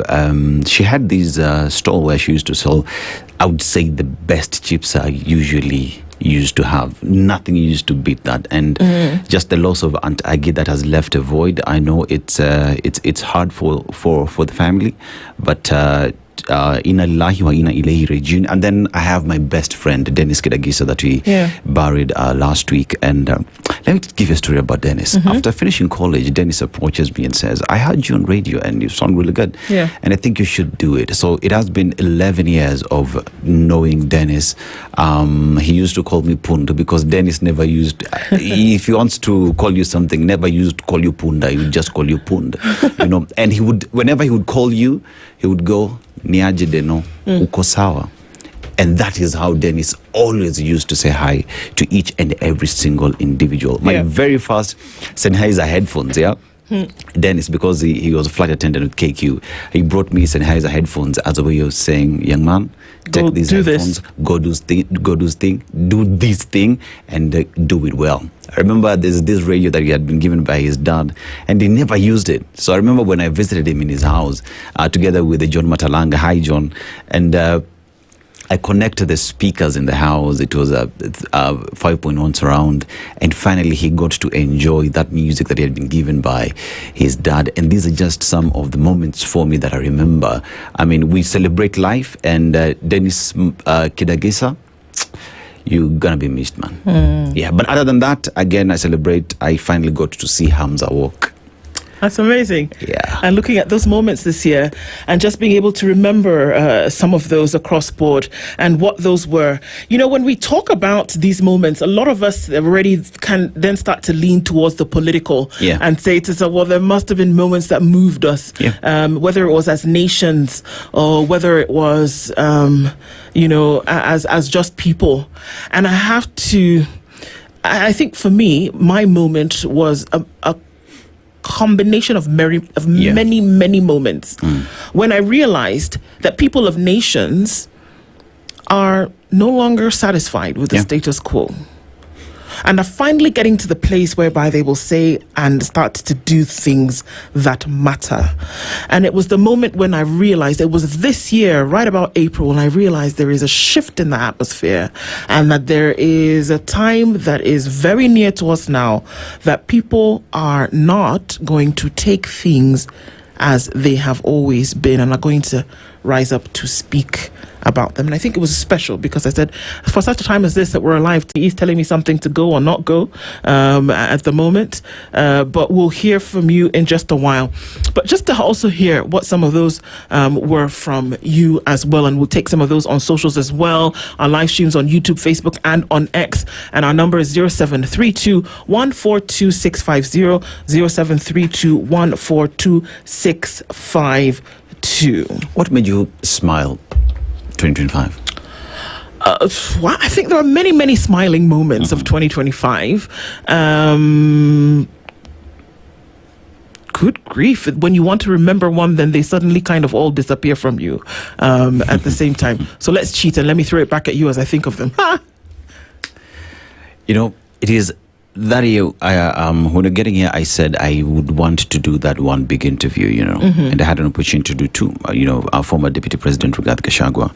I mean, also an opportunity just to be on this show and have all these conversations, because every day you get to learn something new as you proceed. And like I said, yeah, seeing Hamza walk, for me, that was really, really big, you know, because it is something that you only get to witness once. You know, for me, that was huge. And you remember there's a time we were on this show and we were having this conversation on swallowing. And for me, that stood out on this show because we're talking. This is what 2026 should look like. What do we hope for in 2026? And as this particular year comes to an end, I mean, I definitely hope for a place or position whereby we're no longer silent about many things, that we can actually open up and speak about them and keep them front and center of our conversations. I'm looking forward to a time whereby we have an opportunity to then make our voices heard across board, whatever those will be, and that the things that we procrastinated about in 2025, that we can actually do them in 2026 and not have a situation whereby the year ends and then we think, okay, what did we actually do? What did we achieve? But thank you for finally pushing me to enjoy tadpoles. Well, okay. So if we're going to be saying thank you, I have to say, look, so before we get to tadpoles, so this guy right here, and Lydia, who's one of our producers, said to me one day, said, Ndu, you know what? Come on, go do a screen test. And I said, okay, come on. I don't know. Maybe I should. Maybe I shouldn't. Go do a screen test. Did a screen test, and saw me weeks later then as an anchor on KTN, and then being able to, read the news and do commentary on TV, kind of like what I do here, and that if it hadn't come to mind, like, okay, you go ahead and do it, and then for head of broadcast to say, okay, actually, yes, this is what would make a good addition here, I probably wouldn't have done it. So it was a year of people lifting each other up, and for me to see that you can actually lift one person up and do something significant because somebody else encouraged you to. So we can be actually those mushrooms of energy that pushes the other person to do something. Speaks directly to our proverb this morning. You know? Yeah, like helping a brother become a king so that then you become a brother to the king. Yeah. So it directly speaks to our proverb this morning. And I think it's important in terms of, let's look at the country where we are in terms of lifting each other up. Let's lift each other up so that we all win together, because it does not make sense putting someone down. It makes total sense if we all lift each other up and get to win together. I mean, it's beautiful when you see others win. So to greater heights in 2026, you know. Okay. So, Ashley Gogo is here. Ashley, good morning. She's going to sit here with us and have a conversation briefly, and then she's going to share in this wonderful language of music with us in just a short bit. Ashley, good morning. Good morning. How are you doing? I'm doing amazing. Yeah? Yeah, I'm okay. It's good to have you here. I can hear from your talking voice that your singing voice is going to be absolutely phenomenal. But tell us a little bit about yourself and what it is that you do. My name is Gogo Ashley. I'm an artist. I also draw. I dance. I do a lot of things. Yeah, art related. Yeah. Okay, so you're going to sing a little bit for us. I mean, it is Christmas after all, and when we talked about, so earlier we had a conversation on food. It's never Christmas without food, and then there's also never Christmas without music. Of course. So you're going to do a little bit of that for us, and your name is. I didn't hear that. Okay. Mashauri is on the guitar, but you're going to sing a couple. We're going to insist that you sing more than one, and maybe Dennis will dance as you sing. But maybe talk to us about some of the stuff that you're going to sing on today. So today I'm going to be doing Joy to the World, Silent Night, and this other song. I've forgotten the title. I think it's Oh Holy Night. Okay. Yes. One of our favorites. Okay.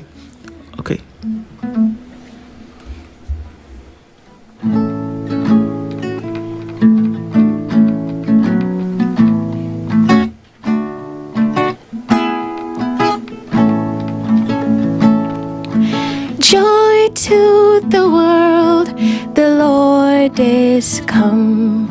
Let earth receive her King. Let every heart prepare him room, and heaven and nature sing, and heaven and nature sing, and heaven, heaven and nature sing.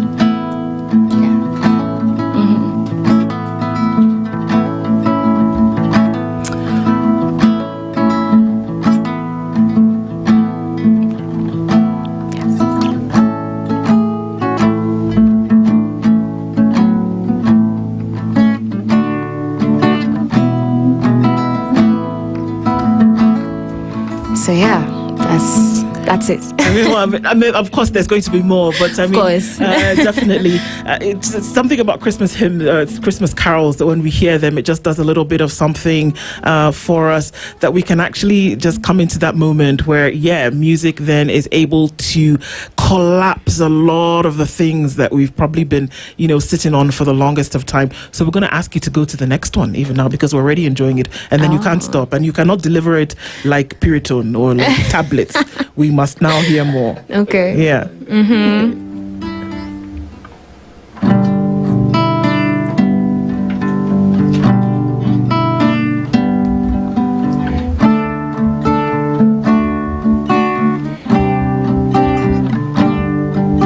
Silent night, holy night, all is calm and all is bright round yon virgin mother and child, holy infant, so tender and mild, sleep in heavenly peace, sleep in heavenly peace.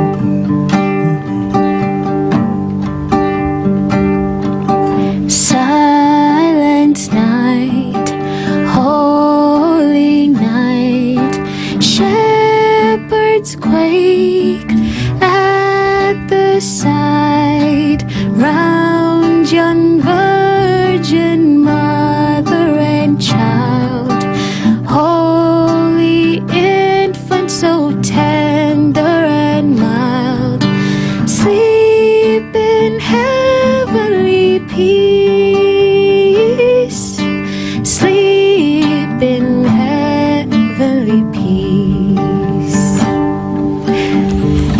Amazing. Thank you. It's so nostalgic to hear these songs that we hear all the time. Yes. But then to be able to listen to them in a close space, and then just really look at what the message of the season is. Mm-hmm. And it's an opportunity then for us to share and say, okay, yeah, come on, guys. It was a bit of a there were times where this year tested us and did the thing. It tested us, whether it was on an individual basis, whether it was a community basis, whether it was looking at country and across the borders, whatever the case may be. That there were very many moments where you thought to yourself, would you actually have a moment to then be silent and to say, okay, that passed and we're still going at it. Friends, we're still going at it. There have been tough ones, but we're still going at it, and that you can. So it's an opportunity for us to encourage ourselves that you've lived through the worst of it. Mm-hmm. At this point, that your experiences, the sum total of your experiences, have had the worst that they have been for you, but you've lived through them and you've been through them, and that you can live through the next, just with a little bit of a sprinkling of hope. Pressure's back on you, Gogo, to do another one for us. I mean, even while at that, what could be some of the greatest moments or moments in 2025? 2025. Well, I've had my moments, not so great moments, but if I had to pick one of my favorite moments, it has to be when I released my first single. That was in March. That was a milestone for me. I loved how the song was received, and I would just hear myself anywhere, at the mall, in a job, and it was so nice to just listen to my music. Yes. And we want to listen to some. We want to listen to some more.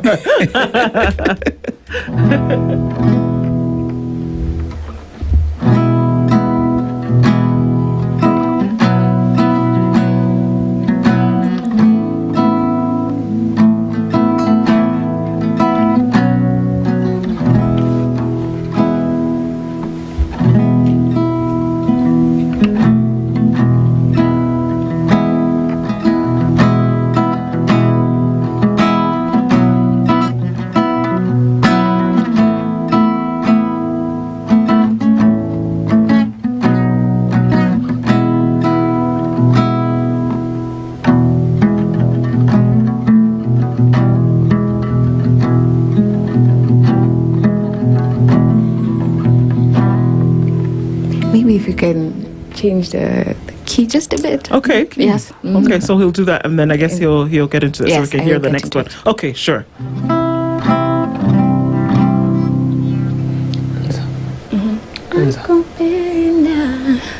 It's called Nakupenda. And I did it with VB. Okay. So it goes like this. Kuna muda njoo tupoteze wakati ila ukinilalia. Siku inapita ikienda wapi, kasija kupigia. Ukinihitaji mimi nitakosaje nafasi, sema nitakukujia. I've been asking God for you, nilifunga nione muujiza. Oh, down on your knees, no wasting time. Wazazi wajuane, family time. Bouncing baby, ndo next in line. Meant to be, it was set in time. Love ka hits ahead of time. Honeymoon high, the time of your life.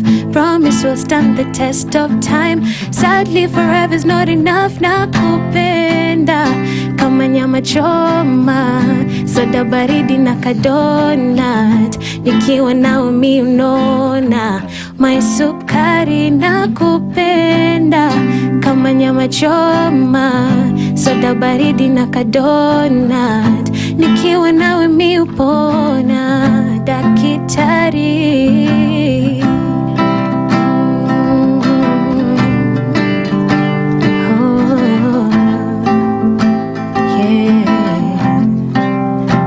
Nakupenda kama nyama choma, soda baridi na kadonat. Nikiwa nawe mi unona, my sukari. Nakupenda kama nyama choma, soda baridi na kadonat. Nikiwa nawe mi upona, dakitari. Yes. Oh man. Doesn't get any better than that. I know. Yeah. I mean, that's just the stuff. There's something about music, and that it just does it for you at any point. And you know that I saw on your list there is one of my favorite Christmas carols, and I hope you're gonna do more than 3, because you know why not? You know, the maestro on the guitar will just strum a tune, and I'm sure you can go with it. But you said you would do "O Holy Night," so we want you to do that, of course. I'm having a problem with that song. I really tried so hard. And yes, this morning I was like, should I do it? Why not? Why not do it? Do it. Do it. I'm having that moment in an artist's life when lyrics just do this. I've been trying to zone out and find them, and they're not there. So Okay, so what else would you do for us this morning? My other song. Okay. It's called Skari Guru. Skari Guru. Yes. I love food, so anytime I write, we indulge together, like when we write. Yeah. It's just food oriented, anything we do. Yeah. Yes. So Okay. Skari Guru. Usipojileta popote ulipo nitakufikia, usiku wa manane nitaona njia, hata bila tochi na mwezi. Nataka ukicheka ikuwe ni mimi unafikiria, tena ukinimiss unanipigia, kukata simu yako siwezi. Hisia telezi ndo zinafanya kila siku I fall for you. Kilema wa mapenzi siwezi simama if I don't get to hold on you.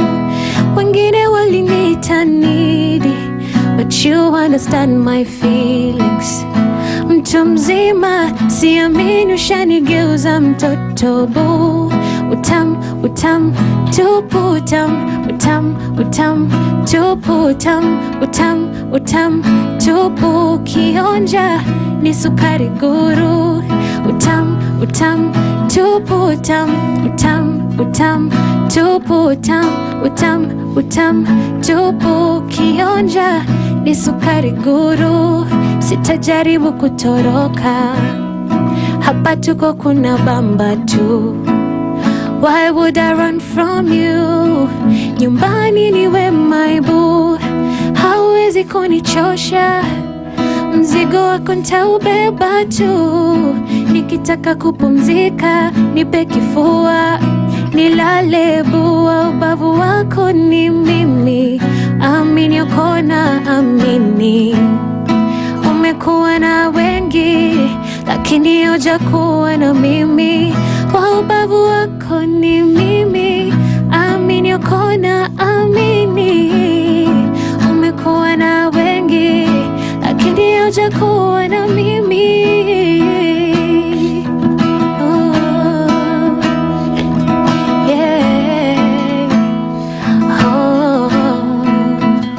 Isukari guru.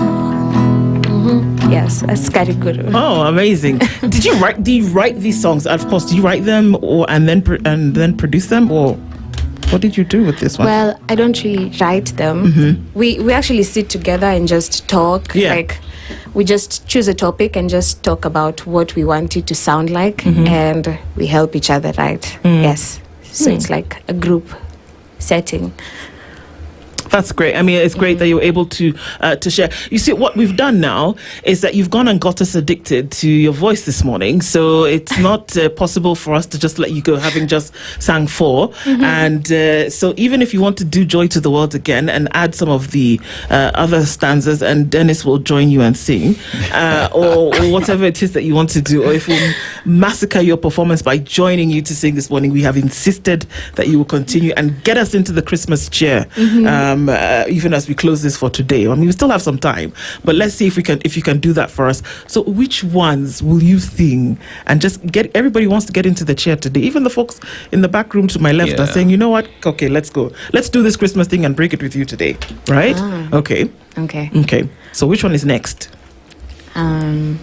This one that goes, fall on your knees. That's the one. Yeah, okay. That one. Go. Okay.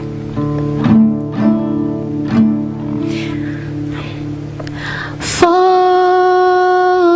on your knees, oh, hear the angels' voices, oh, night divine, oh, night when Christ was born, oh, night divine, oh, night when Christ was born. Yes. Oh, holy night, the stars were brightly shining. It is the night of our dear Savior's birth. Long lay the world in sin and error pining, till he appeared and the soul felt its worth. A thrill of hope, the rejoices, for yonder breaks a new and glorious morn. Fall on your knees, oh, hear the angels' voices, oh, night divine, oh, night when Christ was born, oh, night divine, oh, night when Christ was born. I mean, it's just great. I mean, we could do something. Yes, we need to talk after this. We need to talk after this. Pretty nice. Indeed. I mean, it's just great ones that we're able to do, and that we don't really realize what we can do with music and, cut through a lot of this. Okay. You'll do two more for us. We can sing together. Okay. You get it. Just two. Not Just three. two, not three. Three Just would be two. good, but two. Just two. Do they have to be Christmas songs? No. Yeah, well, okay, one Christmas one. There's a whole tree behind you. How is this going to sound? Because those are the only Christmas songs I know. Well, let's do the other one again. We can do Joy one? to the World. Why not? Together. Yeah, You know the okay, other let's- stanzas? I think I do. Yes, let's Okay. sing all three stanzas because we can do that a little bit quicker. Because I know the first one. Okay, so- let's go, and I'll join you on the next two. Cool. Okay. Okay. Joy to the world, the Lord is come. Let earth receive her King. Let every heart prepare him room, and heaven and nature sing, and heaven and nature sing, and heaven and nature sing.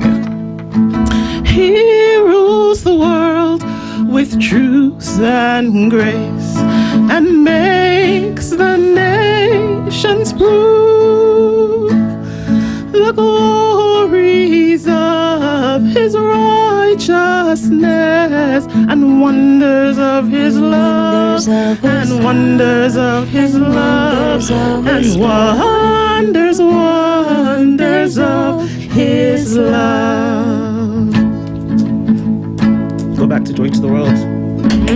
Joy to the world, the Lord is come. Let earth receive her King. Let every heart prepare him room, and heaven and nature sing, and heaven and nature sing, and heaven and nature sing. Ha. Garage band, anybody? This is the nice thing about it, that we can actually do this Christmas. Yeah. Yeah. Could do something with this. Yeah, so there's this Ndu and Gogo, and we could do something there with Dennis in the background for sure. Okay, so I mean, thank you for doing that with us this morning, and then just being able to share that talent, and then it's a time where we can all come together and share, and that you were able to share with us today. Yes. So thank you for being in the Situation Room this morning. Asante sana. Thank you for having me. Thank you for coming in, and it's great that you could. And we go back to those moments whereby we're remembering 2025, and that 2025 started like you thought, okay, here we are, it's January 1st, but maybe not yet. But here we are already coming towards the end of it, coming towards January 19th, December 19th, and then going towards the end of the year. And that things that we can be grateful for, grateful and thankful for, and that things that we can remember. I want to remember this year, and I'm thinking about the Kenyan space, I'm thinking about the African space, and I'm thinking about people who passed, who died, people who were killed this year. And I think about in the beginning of the year, Brian Odhiambo went missing. he's not with us, and we still don't know what happened to him. And we're coming off a year where many people passed away, and we're not sure what happened to them. We do not know. And then we got into the year where somebody took a gun and shot Ongondoere in the middle of the street, and not too long after that, Albert Ojwang was killed in a cell. A young woman was in another cell, and she was dead by morning. And we saw too many of these cases one after the other. And even as we came to October, where Raila Odinga passed away. And then we saw not too long after that, his sister passed away. And then Cyrus Jirongo after that passed away. These are people that are notable. But you know what? Justice Ibrahim passed away just 2 days ago. These are people that are in the limelight that passed away, but then there are people who every day have to deal with their loved ones who've gone. And we just want to take a moment this time to just, say that may you find comfort in a place that often looks like it's comfortless, in a place where it looks like there is no balm, but that, you come into the days, it doesn't ever go away, but every day is a little bit easier than for you to then be able to deal with that. So we remember people. We remember those that we lost that formed discourse in the spaces in which we are in, but at the same time we remember those who've had to deal with the heavy burden of waking up every morning and have to deal with a loss in that. We remember those who with that heart, and ask that calm continues to be yours as you go through it. We remember every single person this year who allowed us into their living room, into their car, onto their TV screen for us to have these conversations, that every time we asked you to let us in, you did. And that we could come every day. Sometimes we come with crazy things and we say, you know what, guys, let's interrogate this a little bit and see what it was like. And never once, it's unbelievable, never once did anybody in the audience ever not be part of it. And we've seen our audiences grow. And we've seen people encourage us to have these conversations and create a space where these conversations can be had. And so we want to say that it forms highlights for this year for us, that we could come and we can say, let's talk about governance and leadership, but then let's also talk about health, and let's talk about mental health, and let's talk about abuse, and let's talk about development, and let's talk about the nation, let's talk about the continent. And people would say, yes, let's talk about these things because it's important for us to do so, that somebody has to be talking about it, and that we wanted to be counted amongst those who are having the conversation. So thank you. And it was whether we're turning on the mics when people are going to sleep in a different part of the world. People won't sleep, but they will sit up and have this conversation with us. East, west, north, south. And just looking at the country, from Kakamega to Kwale, from Mandera to Mombasa, from Turkana to wherever. People will call us and say, I'm in the middle of where? Aina Moi. And we have a conversation and say, yes, I reason, or rather, and I relate with what it is that you're talking about. It gives us the impetus and the oomph to do it again in 2026. So thank you for being parts of these conversations with us. It's not about us. No. It's never about us, Ndu, because at the end of the day, we also just have to give credence to an opportunity to change how people listen to radio, It is an opportunity where we've had difficult conversations at that, and we've managed to set the agenda pretty much. It is a question where we have raised issues on this show, and we have seen change get to happen. It is not every other time that as a journalist you get to say, I did that, we did that, we've done that on this show. And as well as just those who've made it possible, for us to have the lights on, so to all our clients who come on board to be part of the situation, we say asante sana. And to everybody who's been part of the bandwagon, those who've been on this chariot as we moved forward, to our family and friends who've allowed us to be here late hours, early mornings, thank you. And to everybody else pretty much who has made sure the production team, you can't do this without them. The production team, EVE, talk about Lydia, Joyline, Christine, Flavia, everybody who's made this a success. Asante sana. Yeah. And one thing that we can promise definitely is that coming back 2026 to make sure that we come and we will have those conversations that people are not comfortable having for whatever reason, or that people are asking why we speak about them, and it will be seen in good time, and that we've always said it's to afflict the comfortable and to comfort the afflicted at whatever level, that there are things that thrive in silence, and we will not be the ones that allow those silent conversations to not happen. And so our promise is to keep talking. Because that for one thing is that we do, but then to make sure that it's meaningful, and that those conversations take us beyond time, and that we will be counted amongst those who made sure that in the change of discourse that we were there with it. We'll take a few of your calls this morning. Tell us what those standout moments were for you in 2025, and things that we can either do with them and set them on a different path, or if we would like those to continue. A few of those we'll take on 0732-142-650 or 0732-142-652 to then hear from you this morning in terms of what are some of those standout moments, what are things that we can repeat, or things that we must never ever do again. And so we see your thanks coming in on social media this morning, and thank you also each and everyone who says that for joining us to allow us to join with you in those conversations and looking at what 2026. The world is changing. It really is. We don't know what's in store. We don't know what's going on, but we can at least deliver the promise for sure that we will have conversations around them pointing towards change in time. No matter when it will come, no matter how long we have to do it, or no matter how hard we have to keep on pushing. I mean, it's the only thing that we have to do, keep on pushing. Because if we lose the hope, then we have nowhere else to go. I know it has been difficult for the country. We find ourselves in positions where we are not sure whether we're going to see tomorrow. We only hope that the leadership that there is would look at the people in 2026. It's a new year, it's a clean slate.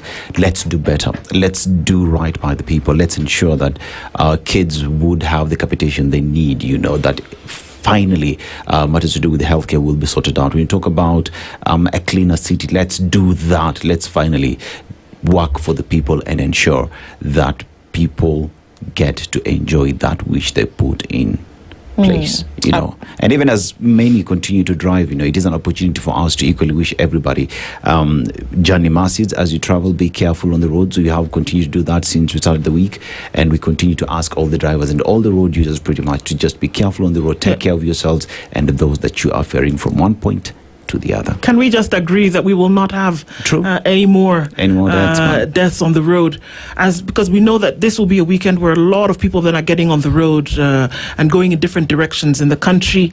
Please, whether you are driving or whether you are driven, that we have a responsibility on the roads, that we've had too many deaths. This year, 4,000 people have died due to road accidents in Kenya, not the region, in Kenya.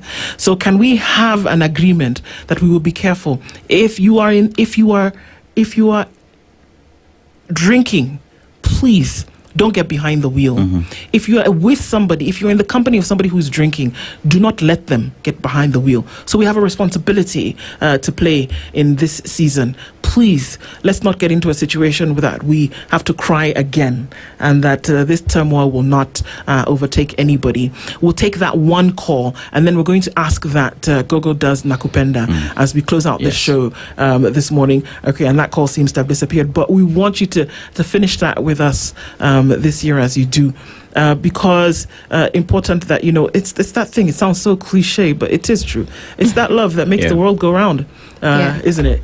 So please, let's be very careful this Christmas season as we're getting onto the roads, into the festivities, and then into the new year ahead. Please be careful. We cannot say it enough, and we can say it one more time, that we do not want a situation, for everything that we have control over, we do not want a situation where there will be loss of life, where things will be injurious, because we couldn't wait that 1 minute, that 10 seconds, because in a fleeting breath, that's how life is taken during an accident. So you can wait.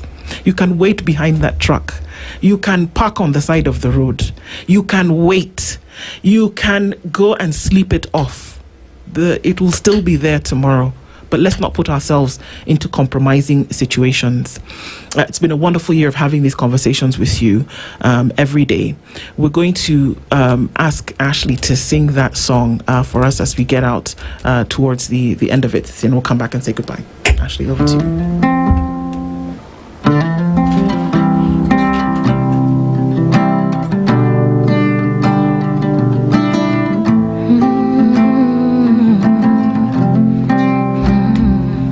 Kuna muda njoo tupoteze wakati na ukinilalia, siku inapita ikienda wapi, kasija kupigia.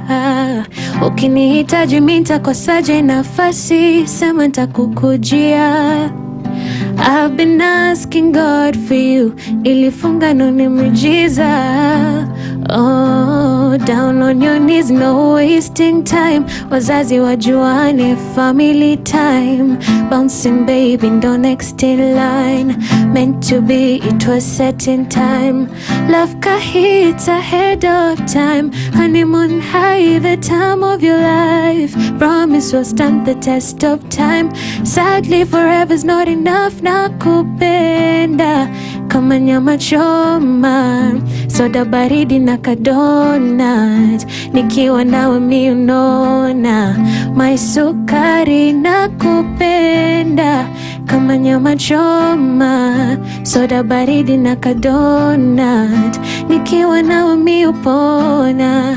Dakitari niwera niwera niwera niwera niwera kunda family.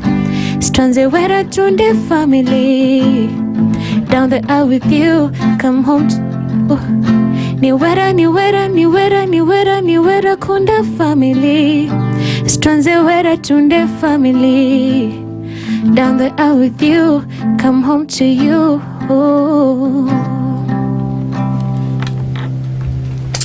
Amazing. Thank you so much for doing that with us today. And then being able to close out the show for the day and also for the year. Thank you.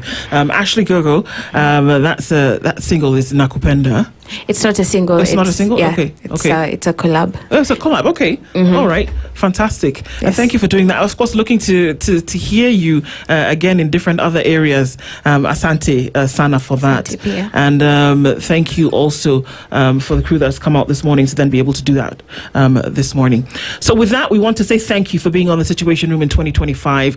We take a break for the next few days on the Situation Room. I'll be back in 2026 to start off and to carry on those necessary conversations into the new year. Dennis, from you? Yeah, I just want to say thank you to everybody. Be careful during this season. 2026 is here with us. Things can only get better. And again, I just want to say to the family and friends, for the people that have lost Dennis Kitagisa and Aunt Agi, Christmas gives an opportunity to continue celebrating those that we've lost, and that the Lord is here, and an opportunity for us to be better and celebrate those that we've lost. Indeed. All right. And so thank you for everybody here, KTN and on Spice, and then within the Standard Group for keeping the Situation Room on air. Looking forward to doing that with you next year. And remember that as we go into the next couple of weeks, you'll be listening to conversations that we've had over the year that were impactful for people, and that will give you an opportunity to then be part of those conversations again. To our audiences across our streams, YouTube, Facebook, and on X, and also at KTN, and then free through towards the Standard newspaper as well. Thank you so much for being here. Ndu and Dennis, once again, and saying thank you so much for opportunities to have these conversations with you. And the Situation Room takes a break, but it comes back fully loaded into 2026. So have yourselves a wonderful weekend getting into it. And as you get into the festive seasons at Christmas, have a wonderful Christmas, a Merry Christmas, and an absolutely wonderful New Year 2026. It's 10 a.m.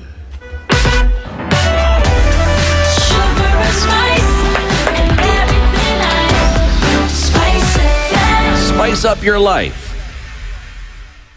The latest news from around the world. 94.4 Spice FM.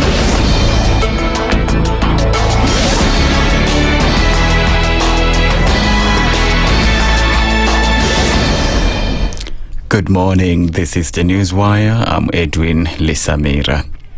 The government released 3.8 billion shillings on Wednesday as part of the 7.9 billion shillings owed to university staff under the 2017-2021 collective bargaining agreement, Education CS Julius Ogamba has announced. Last month, public university lecturers called off their 49-day strike after signing a return-to-work agreement with the government that guaranteed the payment. Ogamba emphasized the need for dialogue in resolving labor disputes and commended the lecturers' union for agreeing to receive their arrears in installments. They agreed, for sure it's not in the budget, it can be paid immediately. But it took a bit of time for them to reach that. Then they agreed eventually that we can do maybe Article 223 first batch, and then we put the rest in the next year's budget so that that problem is solved. I'm glad to report that money has now been released. The first batch of 3.8 was released yesterday. Was it yesterday? Was it yesterday? Yeah. So it should be in your accounts by More than 500 youth and business owners in Lodwar, Turkana County have benefited from a business opportunities training drive organized by Chanuka Jipange Na Opportunities Initiative.